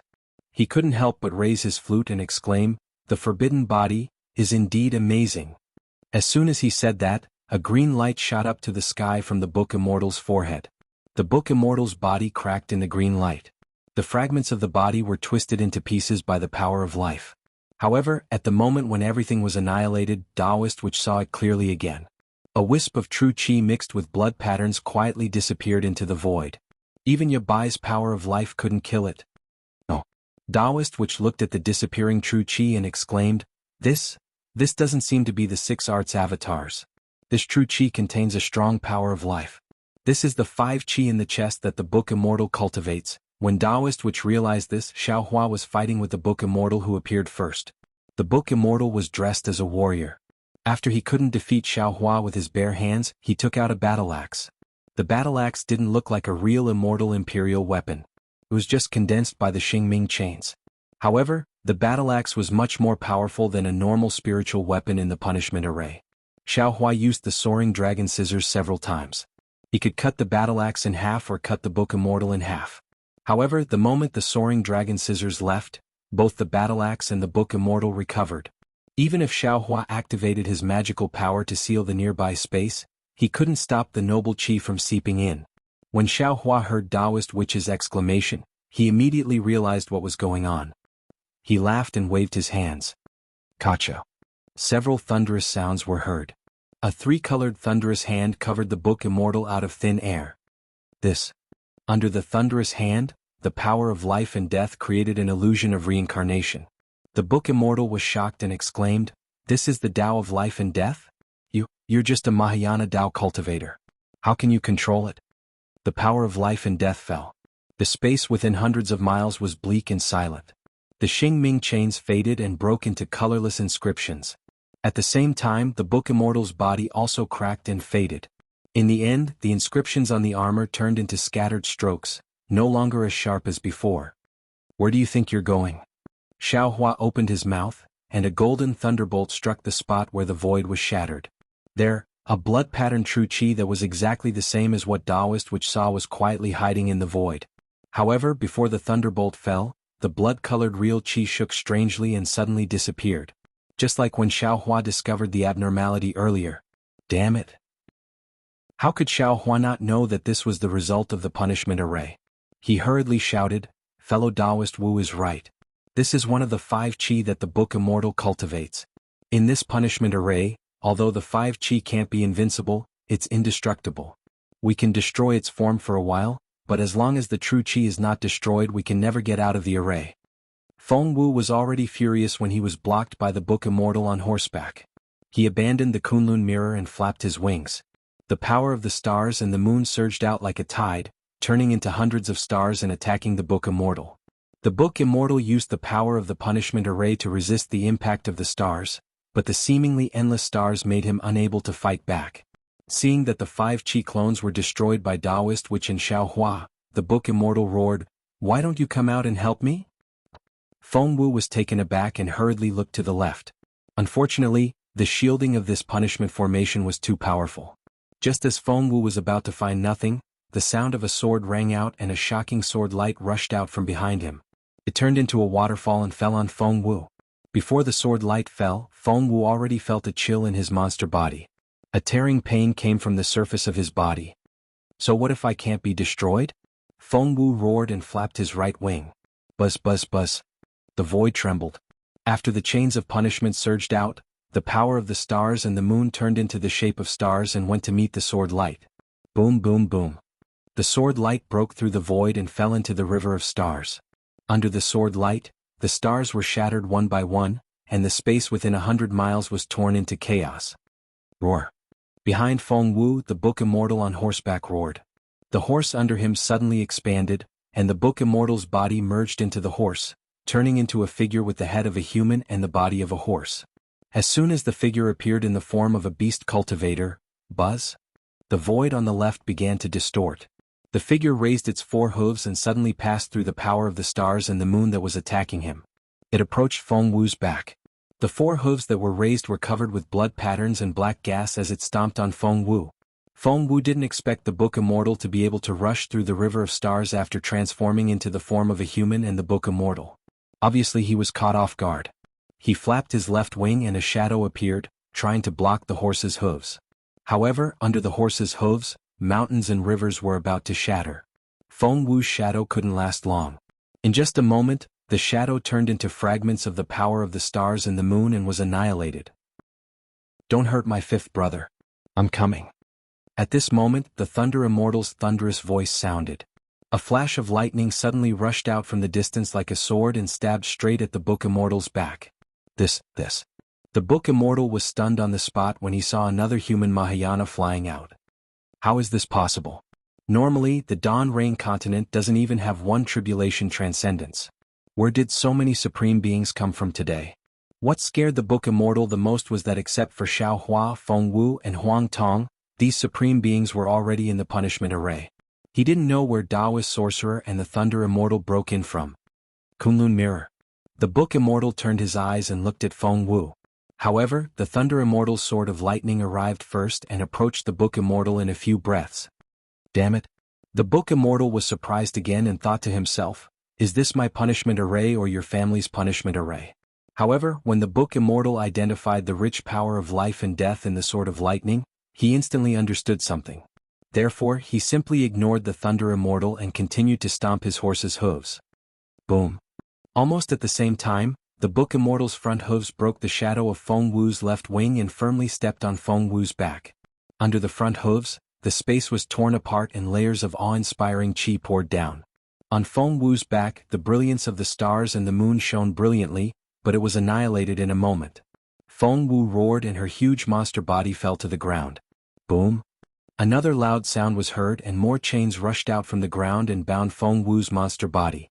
Of course, at the same time when Feng Wu fell, the Thunder Immortal Sword of Lightning pierced deeply into the Book Immortal's body. In the roar, the power of life and death revealed a black and white vortex and destroyed the Book Immortal's body. Just as the Thunder Immortal expected, the wisp of true chi also disappeared strangely. The Thunder Immortal turned his eyes and looked at the sword light that cut Feng Wu's river of stars in half. A Book Immortal in a sword suit appeared, flashing with soaring sword intent. "How dare you brandish your sword in front of me? You must be tired of living." The Thunder Immortal shouted proudly, "Even if you are a Book Immortal of the Heavenly Court, I will still kill you here." After saying that, the Thunder Immortal's body emitted the sound of thunder. Countless thunderbolts turned into sword light and poured down like a waterfall. In just a moment, the Thunder Immortal's body turned into a huge sword, and the thunderbolts were engraved on the huge sword like blooming spring flowers. Boom! The Sword Immortal was still in a daze as he raised his lightning sword. The sword intent was so ferocious that it overpowered the chains of the punishment formation.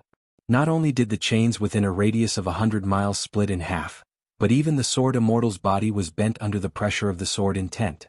Clang! The Book Immortal in a sword suit was like a proud bamboo that would rather break than bend. He bent his waist for a moment, and then the sound of his sword rang out.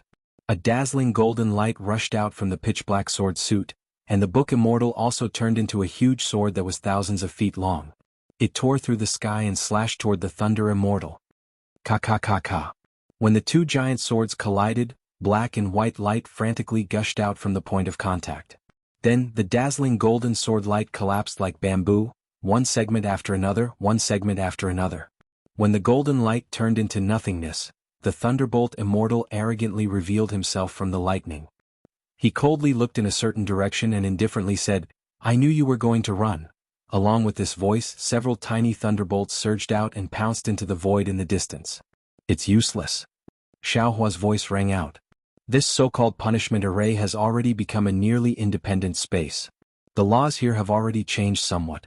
Although these changes are very slight, they are still changes. They are not something we can achieve. Although we destroyed the Book Immortal's 5 avatars, he is an almost indestructible existence in this punishment array. If we don't break this punishment array..." Not waiting for Xiaohua to finish, boom boom boom. Earth-shaking rumbles once again resounded in the distance. The pillars that propped up heaven and earth once again grew in size. After a total of 81 chimes, the sound of chanting, the ear-piercing sound of horse hooves, and the blood-boiling sound of drums gradually resounded from the distance. Following the destruction of the 5 chi avatars, the engraving chains, which had gradually weakened, once again grew in size. Ah! Xiaohua didn't feel it before, but now he heard it clearly. The Fortune Gate's disciples, sword cultivators, and heavenly demon sect's disciples on the Dawn Rain continent had begun to fall. The axe-like punishment chains ruthlessly swept through the space and landed on their bodies. Their weak true chi couldn't withstand it at all. Amidst a bloody mess, cold corpses fell on the snowy plains. Miserable screams came one after another. P.S. Fellow Taoists who like this book, please go to Qidian to subscribe to support, vote for a monthly vote, vote for a recommendation vote, bookmark, gift, and thank you for all kinds of support. Thank you to Sleepy McDull, Shrimp Ad Fire, Brick Moving Master, Yang Chenhui, 375665, Book of Flight, Good Account, Chuan Tong, Dongshan Village's Head, Love Coming Third, Taoist Xiao, and other fellow Taoists in the book review section. There will always be some omissions, please forgive me. Chapter 5200. There were too many Fortune Gate disciples on the Dawn Rain mainland, but their strength was too weak. Although Li Xiang and Xiong Yi had urged the Fortune Gate disciples on the other 3 mainlands to protect the Dawn Rain mainland, they were powerless against the punishment formation that even Xiaohua was at a loss of what to do. Xiaohua glanced at Fairy Hong Xia, Huang Mingxiang and the others. He knew that they were still safe, so he waved his hand and took the Kunlun mirror from Feng Wu. He then flew to the top of the Sky Patrol City. He did not hide his cultivation, and his 1,000-feet-tall avatar stood there like a god. Xiaohua looked around and said, "Everyone, I'm Xiaohua. I'm sure you're familiar with my name. You've all seen the situation today. No matter what your purpose is or what you've done, this old man would like to thank everyone for coming to help. Now that we're in a life-and-death situation, we have to work together to defeat the enemy and break this punishment array." Spiritual Master Xiao. Kunlun Sect Master Xianjing was the first to speak. He shouted, "Our strength is weak and we can only defend in this formation. It's difficult for us to fight back. We've caused trouble for Spiritual Master. Please tell us how should we break the formation. My Kunlun sect will listen to Spiritual Master's orders. It would be a lie to say that Xianjing did not regret it. However, he had already made preparations and arrangements before he came to Sky Sentry City. Even if all the disciples of the Kunlun sect were killed, the Kunlun sect would not suffer too much damage. In order to return Xiaohua's favor, Xianjing knew that he had to listen to Xiaohua's orders. That's right. Spiritual Master Jianghu immediately said, "We have troubled Spiritual Master before and now we want to atone for our sins. If there's anything you need us to do, please let us know. We'll do our best." Immediately many other sect masters also expressed their opinions. Xiaohua saw this and smiled. Since that's the case, then everyone listen to my orders. Form your battle teams and listen to the orders of my Fortune Gate disciples. Go to the punishment array and break out. Yes. The group of sect leaders, including the sword cultivators, did not dare to be negligent. They all bowed and answered. Woo. At this time, several thousand miles away, the 81 punishment pillars let out a whale-like roar. 81 bamboo slips as big as mountains rolled up from the ground and flew towards the crowd. Each time a bamboo slip was rolled up, the world would become a little bit more transparent. A space filled with inscriptions, bamboo slips, scrolls, ink brushes, mountains of text, and a sea of words would be revealed. Not good. Xiaohua was inwardly alarmed. Knowing that there was a change in the rules of this punishment array, he dared not hesitate any longer. Activating the Kunlun mirror, groups of Fortune Gate's disciples flew out. These disciples all had cultivation of 4th grade and above, and standing in midair, they were not inferior to any sect's patriarch. Xianjing and the others had previously thought that the Fortune Gate's disciples Xiaohua had mentioned were Li Xiang's group, but when they saw such an awe-inspiring Fortune Gate's battle team that could sweep across the Dawn Rain mainland with a wave of their hand, they were dumbstruck. Disciples. Xiaohua had already passed down the order in the space. At this time, he waved his hand in the distance and said, "Listen to my order, protect everyone and break the punishment array." Yes. The Fortune Gate's disciples shouted in unison. Disciples will obey sect master's order. This is my big brother Xiao. I knew you would have such a divine ability. Seeing so many nascent soul realm disciples respectfully listening to Xiaohua's orders, Huang Mingxiang's face was flushed red with excitement. He clapped his hands loudly and stared fixedly at Xiaohua, not wanting to shift his gaze away for even a second. Oh my! Li Zongbao, who had always been concise and comprehensive, couldn't help but suck in a breath of cold air. He looked at Kai Wuxia and said, "Previously I thought I knew junior brother Zhao's strength, but now, it seems like I still underestimated him. I vaguely heard the devil race say that Daoist Xiao is already a supreme expert of the human race." Kai Wuxia's eyes also faintly lit up and she said with admiration, "I don't know when I can cultivate to such a level." In order to avoid arousing suspicion, Yi Yin didn't go to the Heavenly Demon 3 sect's location. He carefully looked around, guarding Kai Wuxia, Fairy Hongxia, and the others. At this time when he heard Kai Wuxia mention it, he smiled and said, "Why is fellow Daoist envious? With Daoist Xiao here, fellow Daoist will cultivate to the peak sooner or later." Xiang Zhili and the others only listened, and it was rare that they didn't say anything. Their eyes looked around and there was a trace of excitement on their faces. That's true. Kai Wuxia retracted her gaze and looked at Fairy Hongxia, who had a strange expression on her face. She used her elbow to nudge her and said with a smile, "Hongxia, I really didn't expect you to have such a good eye. With Daoist Xiao, our Kai family can do whatever we want in the Dawn Rain continent in the future." Fairy Hongxia lightly bit her lips, and her face was also filled with excitement. She looked at Xiaohua with incomparable passion in her eyes. However, there was a trace of confusion in this passion, as if everything in front of her was a dream. Swoosh. Just when Fairy Hongxia was feeling half awake, everyone's vision blurred. Xiaohua, who was like a god just a moment ago, turned into a stream of light and landed in front of them. Xiaohua waved the Kunlun mirror in his hand and said to Fairy Hongxia, "Hongxia, this punishment array is too dangerous. I have to focus on breaking the array and I'm afraid I can't take care of you. In my hand is the Kunlun mirror, and within it is the Kunlun Immortal Realm. If it's possible, you can enter the Kunlun Immortal Realm with Wuxia, and it won't be too late for you to come out after I break the array." Unexpectedly, Fairy Hongxia looked at Xiaohua and didn't reply. Instead, she turned to Li Zongbao and said, "Senior Li, what do you think? How could Li Zongbao be the type to back down? He raised his hand and waved the immortal slaughtering whip and said proudly, Junior brother Xiao brought his own disciples out of the Kunlun immortal realm to break the array. They can fight a bloody battle, how can I be at ease alone? I'm not going to this Kunlun immortal realm. Fairy Hongxia smiled and looked at Xiao Hua and said proudly, since Senior Li isn't going, then I won't go either. Alright. Xiao Hua already knew the outcome when Fairy Hongxia looked at Li Zongbao. He made a prompt decision. Since that's the case, you all be careful. Black Bear, yup, protect your mistress, don't let her get hurt. Yes, I understand. Yuanya didn't dare to delay and hurriedly bowed and answered. Black Bear Spirit shouted, don't worry, Sect Master.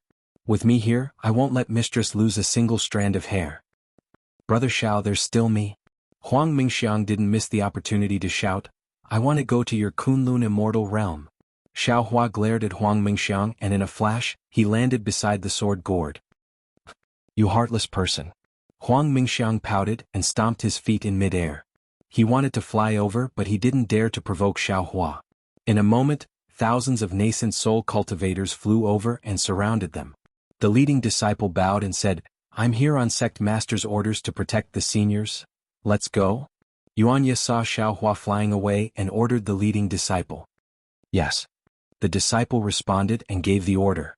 A Pleiades demon-devouring immortal array was formed, and under the disciple's command, it moved towards the north of Sky Patrol City. At this moment, the four spirits' blood curse had been completely broken, and the sword gourd spirit-slaying vital light was only nailed to the fire dragon crystal. The silver tiger crystal from before had already merged with the fire dragon crystal. Xiao Hua landed and felt the rich yin and yang energy around the fire dragon crystal. He also saw two beams of spirit-slaying vital light falling from the crystal, Xiao Mao and Hanba. That was close. Xiao Hua thought to himself with lingering fear. Fortunately, Xiao Mao and Hanba are both inside the fire dragon crystal, and their bloodlines are somewhat similar, otherwise the crystal would have collapsed long ago. At this point, the two of them should be fine and they just need to wait for it to succeed. As he spoke, Xiao Hua raised his hand, and the spirit-slaying vital light was quickly absorbed into the sword gourd, and then the sword gourd landed in Xiao Hua's hand. Xiao Hua looked around with some regret and laughed. Seems like that Book Immortal is also a coward. I placed the sword gourd here and he didn't dare to take it. Book Immortal naturally wouldn't agree, he had already seen through such a small trick, and it was impossible for him to take the bait. Xiao Hua felt bored, and as the Kunlun mirror swayed, it absorbed the fire dragon crystal into the space, and then looked around for a moment and asked in a low voice, what do you think is the difference between this punishment array and an ordinary demonic array? In front of the sect masters of the Dawn Rain continent, it was obviously not suitable for Demon Venerable Shi to appear, but he had already checked the punishment array without anyone noticing. Hearing Xiao Hua's question, Demon Venerable Shi hurriedly replied, Big brother, this punishment array should be an extremely powerful immortal defense array, because it was set up by the Book Immortal, and on the Dawn Rain continent, the immortal defense array is restricted by the laws of the continent, and also limited by the materials, so it can only display 30% of its power. The most important thing is that the Dawn Rain continent doesn't have noble spirit, or rather, although there is noble spirit, this noble spirit can precipitate very little of the human race's literary chi, and it isn't enough to support the needs of the punishment array, so the Book Immortal has to rely on the 81 punishment pillars to maintain the punishment engraved chains and the laws of the array. Previously, when you were fighting with the Book Immortal's 5 chi incarnation, I had already carefully looked at the source of the punishment engraved chains. They all came from the 81 punishment pillars. If Big Brother wants to break the array, he has to push down the 81 punishment pillars. Xiao Hua nodded and said, although Big Brother didn't look carefully, he saw the bamboo slips coming out from the punishment pillars, and the Book Immortal wanted to change the rules of the punishment array, so Big Brother felt that these punishment pillars might be the array core of the punishment array. That's why Big Brother sent the Fortune Gate disciples to break the array. But, if that's the case, Big Brother should have pushed down the punishment pillars at the beginning, but now he missed the opportunity. No. Demon Venerable Shi hurriedly shook his head and said, these 81 punishment pillars need to be pushed down at the same time. Big Brother pushed them down first, there's no meaning. P.S. Fellow Taoists who like this book, please subscribe to it at Qidian. Vote for it, give it as a reward, and thank you for all kinds of support. Thank you to Starry Sky Recreation 8, and other fellow Taoists for your support. Chapter 5201. After saying that, Demon Venerable Shur hurriedly added, "Big brother, you underestimated this punishment array. Although this punishment array can only exert 30% of its power, since it was able to set up a punishment array near the Sky Patrol City, it's impossible for ordinary disciples to destroy it. Moreover, this book immortal was originally a human. Since he became a demon, he must have a motive. This punishment array is a punishment array of Confucian cultivators. Maybe it's the blood sacrifice array of the book immortal. Previously, when Xing Ming's chains twitched, many low-level disciples died. This little brother has already seen their flesh and souls being absorbed by Xing Ming's chains." Huh? Xiao Hua squinted his eyes and looked at the tide of people rushing to different parts of the punishment array under the command of the Fortune Gate disciples. He nodded slightly and said, "Looks like this book immortal really lives up to his name. In the 4 continents, I'm afraid only the Heaven Alliance, Tao Alliance and Fortune Gate can break this punishment array. Even the Great Sage Temple, Dragon Island, Immortal Palace and Thunder Temple can barely do it." That's right. Demon Venerable Shur chuckled and said, "Only Big Brother's Golden Crow Immortal Slaying Demonic Array can resist this punishment array. We can't do anything." Actually, that's not necessarily true. Xiao Hua had already made up his mind. He waved the Kunlun mirror in his hand and said, "If it weren't for the fact that there are so many humans in the punishment array, we would have killed the enchanted book immortals one by one. I don't believe we can't kill him." "Didn't Big Brother say that?" Demon Venerable Shur laughed and said, "All assumptions don't count. After all, if nothing happens." Boom boom boom. Xiao Hua activated the Kunlun mirror in his hand and hundreds of quasi-9 tribulation scattered souls flew out and formed the Golden Crow Immortal Slaying Demonic Array around Xiao Hua. Without waiting for Xiao Hua to say anything, the hundreds of scattered souls maintained the Golden Crow Immortal Slaying Demonic Array and flew in all directions. Damn it. As soon as the scattered nascent soul flew out, an exasperated voice came. In the sky, a book immortal holding a flying sword, a book immortal riding a black horse, a book immortal holding a flute in his hand, a book immortal with a quiver on his waist, and a book immortal holding an axe with his bare arm all appeared. The book immortal holding a flying sword in his hand could not help but say angrily, "How many supreme masters of the human clan are there in your Kunlun fairyland?" "I'm not sure." Xiao Hua shrugged and said, "Senior, if you want to know, you might as well come in and take a look." While speaking, Xiao Hua activated the Kunlun mirror. A 5-colored light beam shot up into the sky and shone towards the book immortal holding the flying sword. Along with the sound of sizzling, the book immortal holding the flying sword broke into pieces. The face of the book immortal holding the flying sword changed drastically. His body swayed and flew to the side. When the book immortal with the flying sword moved, the other book immortals also scattered like birds and beasts. Haha. At this moment, the Thunder Immortal, Feng Wu, Huang Tong, and Taoist which all flew over and surrounded the 5 Qi doppelgangers. The Thunder Immortal laughed unreasonably and rubbed his hands together. Thick thunderbolts started to wreak havoc again. You. The Flying Sword Immortal saw that the thunderbolts were like tides and confined the space around him. How could he not know the intention of the Thunder Immortal? He roared angrily and waved his hands. Tens of thousands of book immortals' chains appeared in the space around him. Puff. The Flying Sword Immortal breathed a mouthful of true qi into the book immortal's chains. Immediately, the chains emitted a dazzling golden light. The book immortal's axe-shaped chains transformed into flying swords. Buzz buzz. All the chains trembled and easily covered the space around the Thunder Immortal.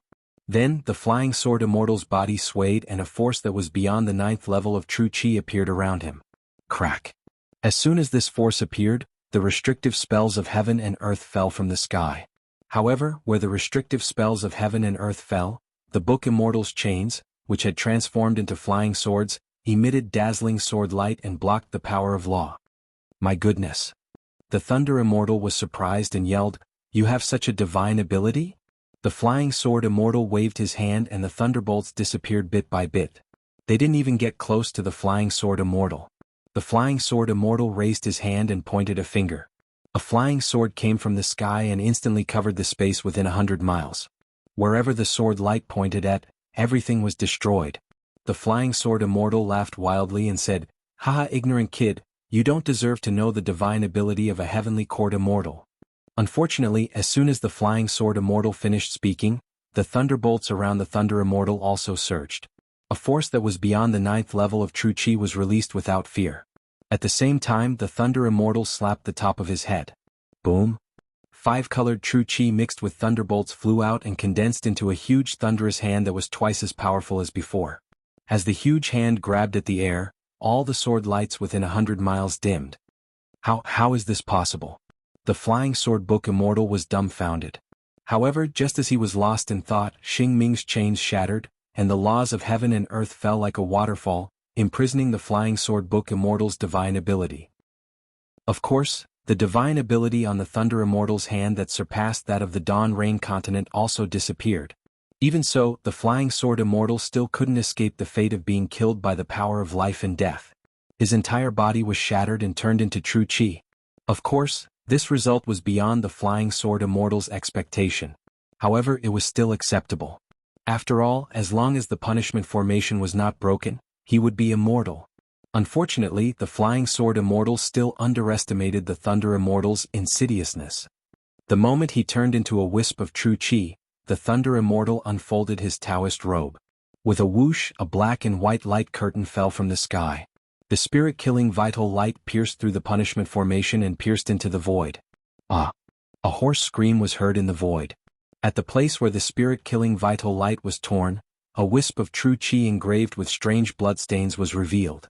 A primordial spirit in the shape of a human was vaguely hiding in the true chi. The spirit-killing vital light was nailed to the head of this human figure. Just as I expected. The Thunder Immortal smiled and pointed at the sword gourd. With a light crack, the spirit-killing vital light pierced through the head of the human figure and cut off its head. The Flying Sword Immortal's primordial spirit was killed. The other primordial spirits were all in a panic. They didn't dare to hesitate anymore and tried to fly away. Unfortunately, since they had found the way to kill the primordial spirit of the Book Immortal, how could Xiao Hua and the others let these 5 chi avatars escape? Feng Wu, Huang Tong, and Taoist priest sorcerer all sneered and blocked the other avatars. These avatars saw that they were no match for Xiao Hua and the others, so they all used their magical powers to resist. However, in the face of an opponent who was stronger than them and the spirit-killing vital light, the other 4 avatars were killed in a short time. Since the Book Immortal's 5 chi clones had been killed, the entire punishment formation changed once again. The 100,000 snowy plains under the control of the punishment formation shook violently, and the bamboo slips that destroyed everything in the bamboo slips began to collapse. The inscriptions on the armor, the bamboo slips, the scrolls, the ink brushes, the mountains of literature, the seas of words, and other objects that covered the world also began to be destroyed. Humph! Humph! Around the punishment array, cold snorts sounded one after another. Xiao Hua was shocked. He raised his head and saw that the punishment pillars around the punishment array had already transformed into human forms. Every human form had the appearance of a Book Immortal. Seeing this, Xiao Hua was not shocked but happy. He said coldly, "Since the punishment formation has revealed its true form, how can you escape?" Human Mahayana Realm. The 81 Book Immortals spoke at the same time. I didn't expect that the Dawn Rain continent, where Taoism is declining, would have an anomaly like you. However, since you forced me to appear, it's time for you to die. Oh. Xiao Hua was taken aback. He looked at the 81 indomitable Book Immortals and then looked at the hundreds of scattered nascent souls who were still maintaining the Golden Crow Immortal slaying demonic formation. He was extremely puzzled. After all, when he released the scattered nascent souls, he didn't hide it from the avatars. How could the true body of the Book Immortal not know? Before Xiao Hua could think about it, he saw the Book Immortal's body near the Book Immortal. However, this time, the Immortal's chains did not jump into the punishment formation. Instead, they broke apart in the air and turned into numerous Immortals' axes. These tens of millions of Immortals' axes circled in the air for a moment and quickly fell on the Book Immortal's child body. In just a moment, the child body turned into a huge axe. "In my name I punish the world." 81 earth-shaking voices were heard. The 81 Immortals' axes were activated at the same time. The sharp blades cut through the air and the entire punishment formation shrunk toward the center. Seeing that the punishment formation was shrinking, the faces of the hundreds of scattered nascent soul cultivators turned solemn. They raised their hands in unison and formed an immortal art. Layers of bright silver light emanated from their bodies, and thunderous forces condensed in the Golden Crow Immortal slaying demon formation, ready to be unleashed. Xiao Hua flew in the air and looked around coldly. He said loudly, "Those who send out their troops with a reason are invincible. How can those who send out their troops without a reason be victorious?" Those who control the punishment of the heavens and do righteous things will never be defeated. Those who act rashly because of selfish desires will harm the harmony of the heavens and harm the benefits of the earth. Heaven and earth must kill them. Everyone listen to my command, kill to stop killing. Kill. The hundreds of scattered souls roared. The power of thunder borrowed the momentum of the golden crow immortal slaying demon formation to produce the power of thunder punishment. The hundreds of thunderbolts met the 81 immortal slaying demon formation. When the punishment formation met the demon formation, the heavens and earth shook. The entire space of 10,000 miles fell into a kind of dusk. The originally clear sky was now filled with fierce winds. Large patches of dark clouds covered the already pale sun. Not only that, huge cracks appeared in the sky. Hail, wind, and thunder mercilessly fell. Looking at the ground again, dozens of huge cracks also appeared on the snowy plains. As the cracks expanded with a rumbling sound, mountain rocks burst and snowy peaks collapsed. Layers of strange underground wind also soared into the sky and intertwined with the heavenly wind. It was as if countless large hands were tearing the heavens and earth apart. P.S. Fellow Taoists who like this book, please go to Qidian to subscribe to support, vote for a monthly vote for a recommendation vote, bookmark and reward. Thank you for all forms of support. You're tuning in to the Han Li's Wuxia Adventures YouTube channel. We're so grateful for your support, and don't forget to subscribe to join us on this incredible journey through captivating stories. Your generosity through donations truly makes a world of difference, as it's the primary source of revenue that allows me to expand and enhance this channel for you. Thank you from the bottom of my heart for being a part of this adventure.